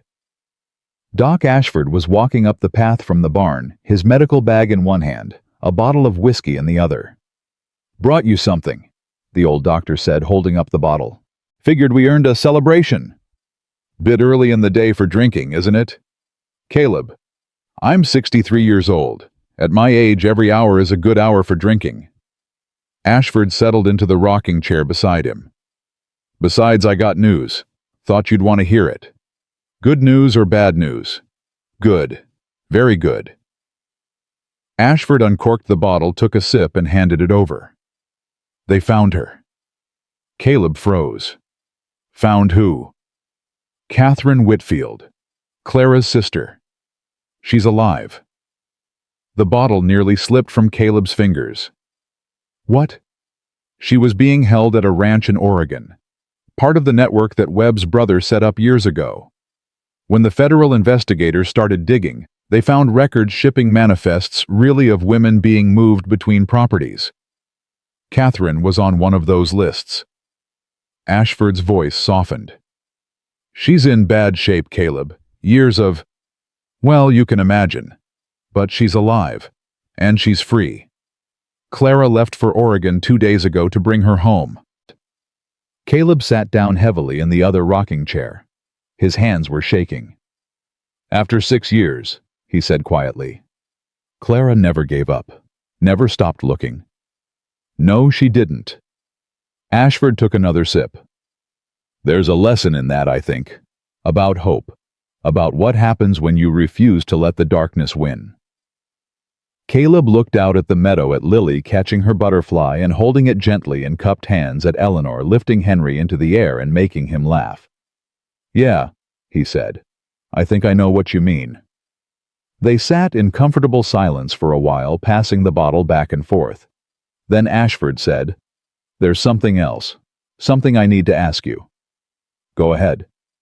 "The territorial governor is looking to appoint new circuit judges. The old system was corrupted. Too many men like Rawlings who cared more about money than justice. They're rebuilding from scratch." Ashford paused. "Your name came up." Caleb's jaw tightened. "I'm not a judge anymore." "You could be, but people trust you, Caleb. After what you did, after what you and Eleanor did, folks see you as someone who actually cares about right and wrong. The governor's office received over 200 letters recommending you for the position. 200. 217 to be precise. I wrote one of them." Ashford smiled slightly. "Ruth Brennan wrote 3. Under different names, but I recognized her handwriting." Caleb shook his head slowly. "I walked away from the law, Doc. After Eleanor. After what I thought happened to her. I couldn't do it anymore. Couldn't believe in a system that had failed so completely. And now—" Caleb was quiet for a long moment. "Now I don't know. he admitted.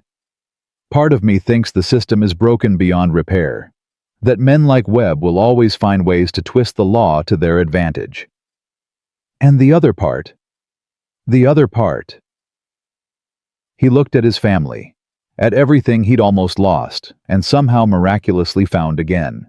The other part thinks maybe that's exactly why good people need to stay in the fight. Because if we all walk away, who's left? Ashford nodded slowly.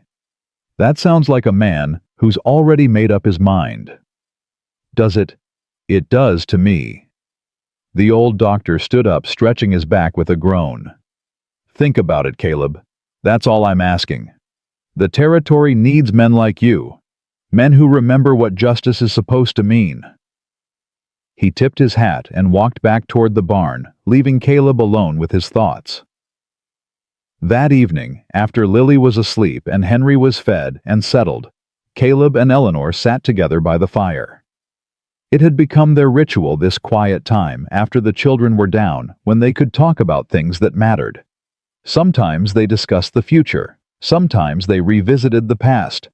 Sometimes they just sat in silence, grateful for each other's presence. Tonight, Caleb told her about Ashford's offer.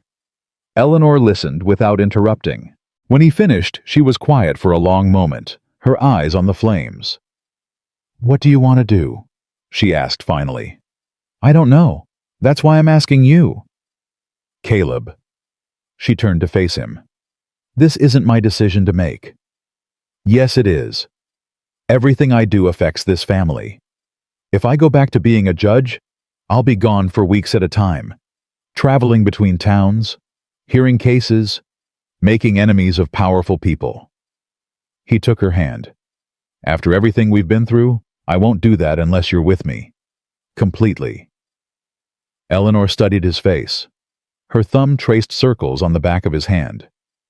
"Do you remember what you said to me the night before you left for Helena, the first time?"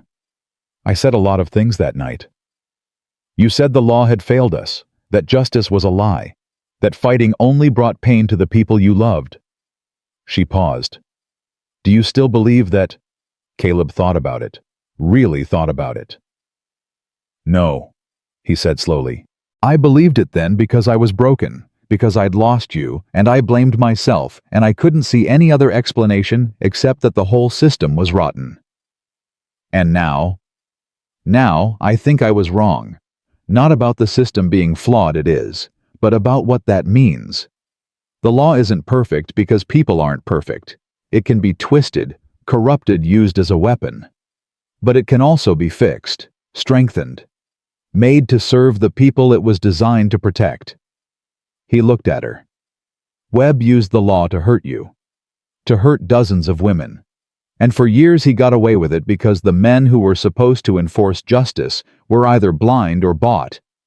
But when we finally got our case in front of a real court with real evidence, the law worked. It protected you. It punished him. It made things right." "So the law isn't the problem," Eleanor said quietly. "The people enforcing it are."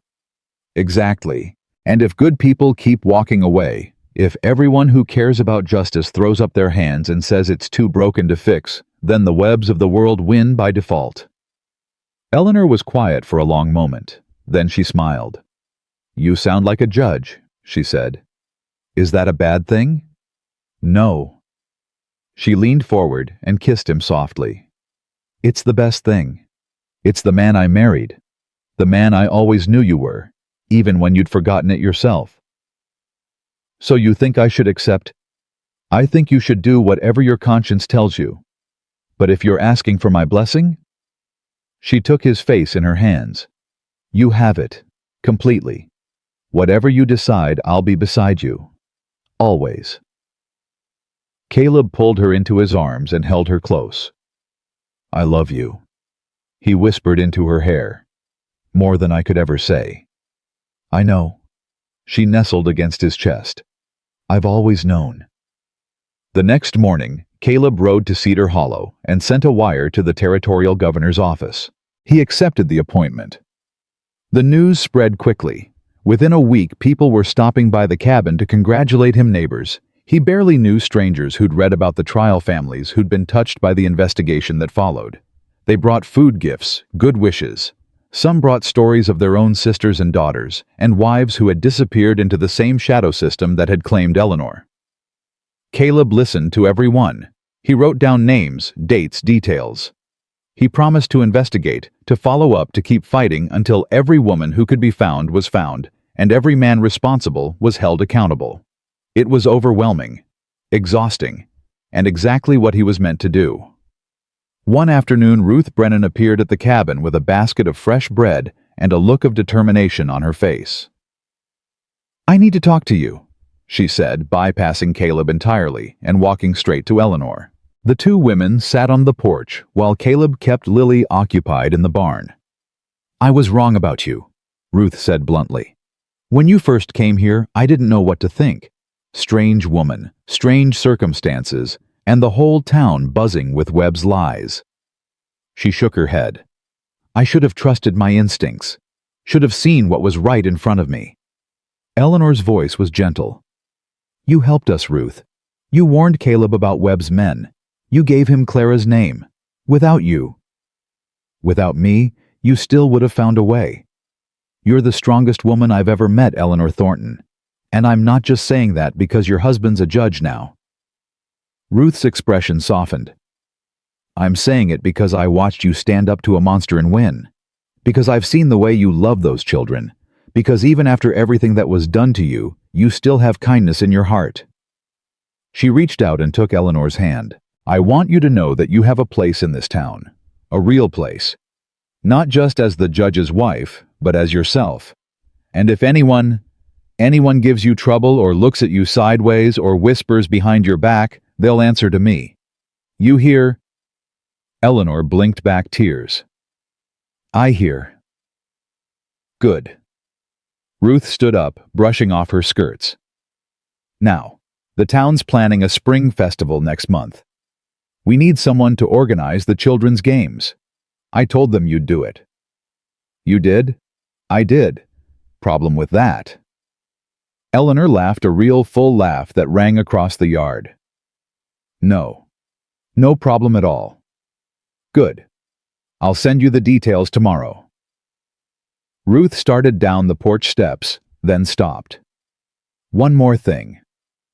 "Yes." "Your daughter's been teaching the Miller boy his letters. Did you know that?" "What?" "Jimmy Miller. Lives about a mile north. 8 years old, never been to school.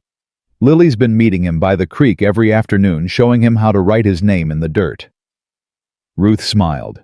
"That girl's got her mother's heart. Don't let anyone tell her otherwise." She walked away before Eleanor could respond.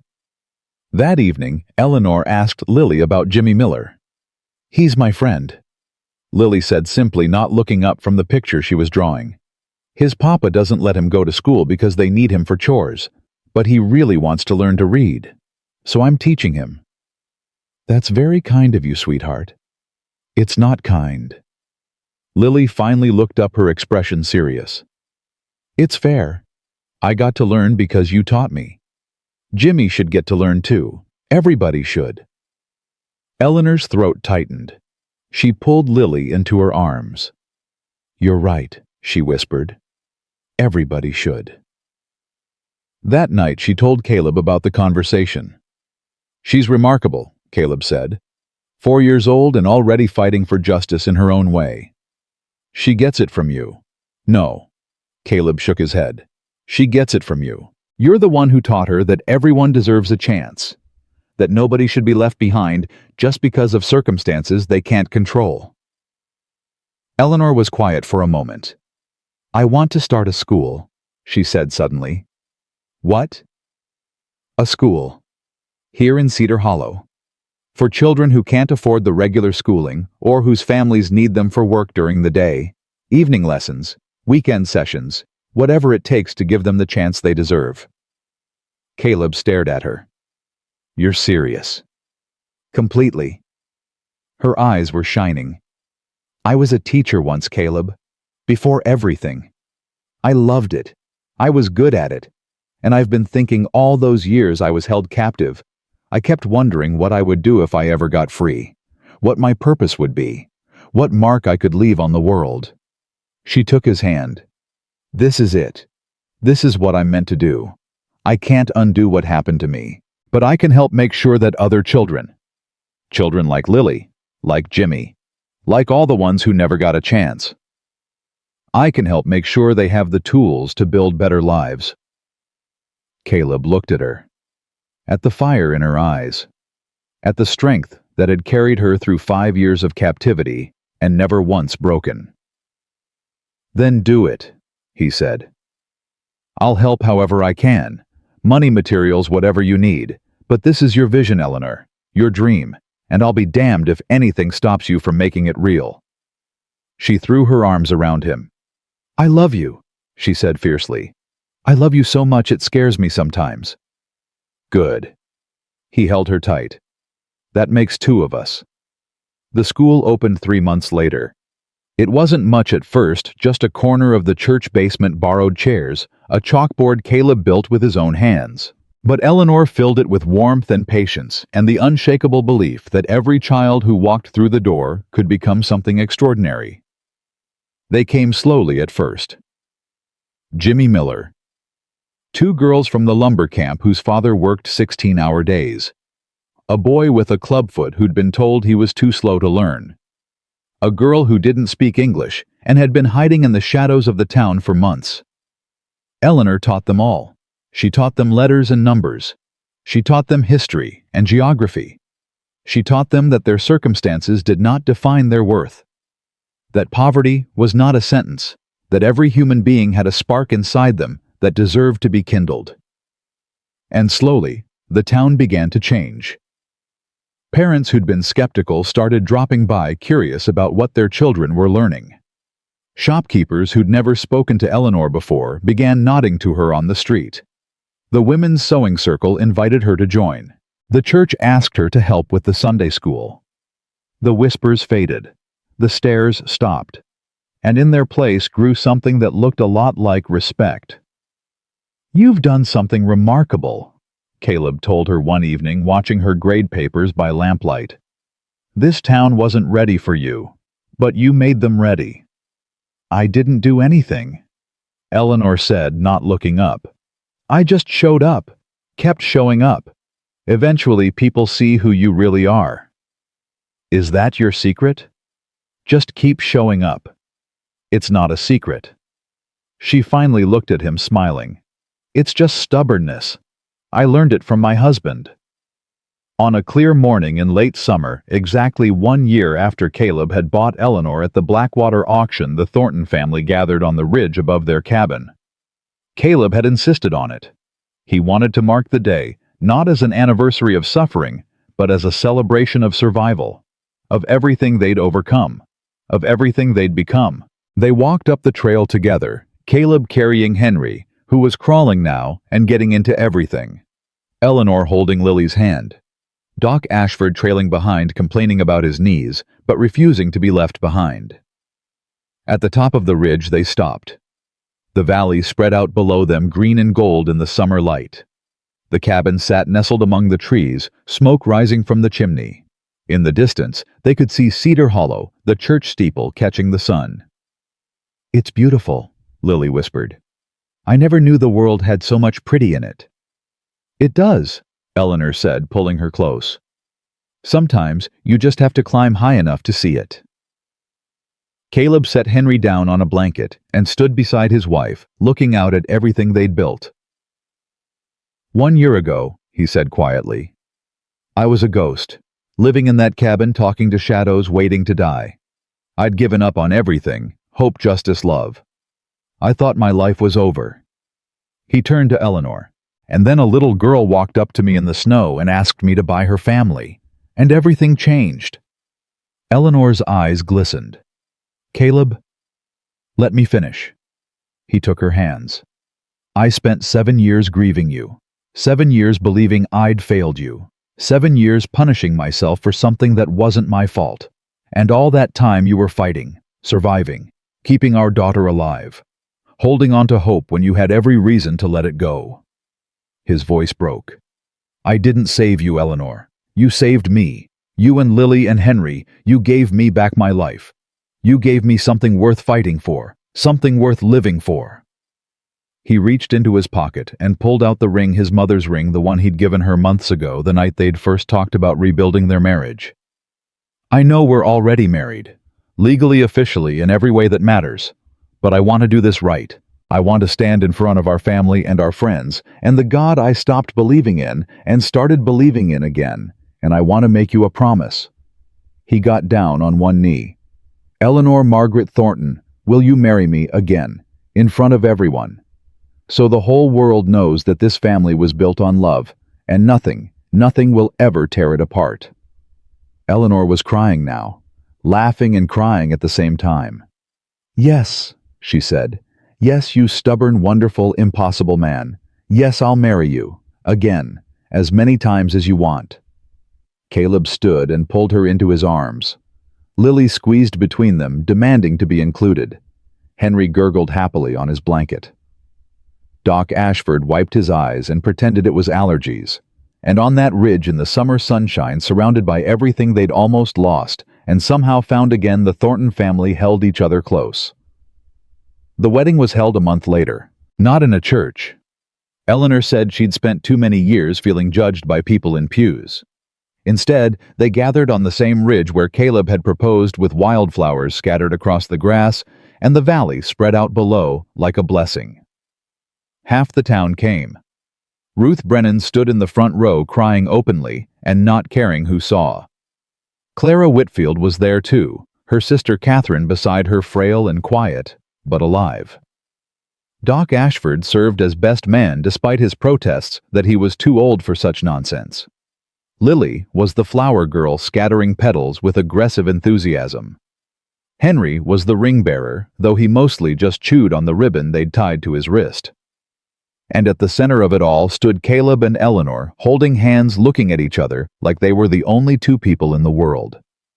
The pastor, a young man who'd traveled from Helena specifically for the occasion, read the traditional vows. But when he asked if they had anything to add, Caleb stepped forward. "I do," he said. He turned to Eleanor. "I've given a lot of speeches in my life, handed down a lot of rulings, said a lot of words that were supposed to matter, but none of them meant as much as the ones I'm about to say now." He took a deep breath. "Eleanor, I promise to stand beside you, not in front of you, not behind you, but beside you, as your partner, your equal, your best friend. I promise to fight for you when you're too tired to fight for yourself, and to step back when you need to fight your own battles. I promise to love our children, the ones we have, and any others who might come, with everything I am. I promise to build a life with you that's worthy of everything we survived to get here." His voice dropped to a whisper. "And I promise that I will never, ever stop being grateful. For you. For us. For every single day we get to spend together." Eleanor was crying too hard to speak at first, but she gathered herself, wiped her eyes, and took his hands. "Caleb Thornton," she said, "I spent 5 years believing I would never be free, that I would die in chains, and no one would even know my real name. I survived because of Lily, because I couldn't leave her alone in that darkness. But I never imagined, never dared to hope that I would find you again." She squeezed his hands. "You didn't just rescue me from an auction block. You rescued me from despair. You showed me that the world still had goodness in it, that love wasn't a memory, it was alive, waiting, ready to welcome me home." She stepped closer. "I promise to love you for as long as I breathe, to stand beside you in every fight, every challenge, every quiet moment by the fire. I promise to be your wife, your partner, your home, and I promise—" Her voice broke, then steadied. "I promise that I will never stop believing in us, in our family, in the life we're building together." The pastor smiled. "Then by the power vested in me, I am honored to pronounce you husband and wife, again. Caleb, you may kiss your bride." Caleb pulled Eleanor into his arms and kissed her like it was the first time. Like it was the last time. Like it was every time in between, rolled into one perfect moment. The crowd cheered. Lily jumped up and down, shouting that she wanted cake. Henry clapped his hands together, not understanding what was happening, but sensing it was good. And on that ridge, surrounded by friends and family and the wide Montana sky, the Thorntons began their new life. Not as survivors, not as victims, but as a family whole and unbroken, forged in fire and redeemed by love. Years later, people would tell the story of Caleb and Eleanor Thornton. They would tell it in schoolhouses and courtrooms, in churches and saloons, wherever people gathered to talk about justice and hope and the power of refusing to give up. They would tell how a lonely cowboy bought a woman at an auction and discovered she was the wife he'd mourned for 7 years. How they fought a corrupt system and won. How they built a school that educated hundreds of children and a legacy that transformed an entire territory. They would tell how Eleanor Thornton became known as the mother of Cedar Hollow, beloved by generations of students who carried her lessons into the world.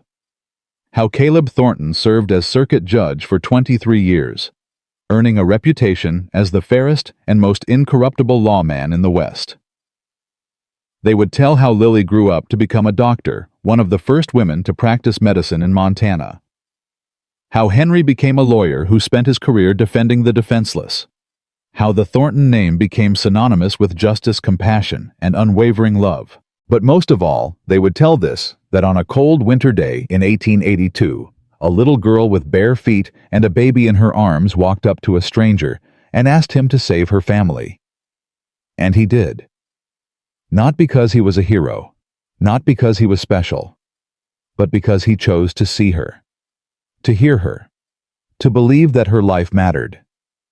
And in that choice, that single simple world-changing choice, he found his way back to everything he'd lost. Back to hope, back to justice, back to love. The Thornton cabin still stands today, weathered but whole on the ridge above Cedar Hollow. Visitors come from miles around to see it, to stand where Caleb and Eleanor stood, to imagine the life they built, to carry a piece of their story home.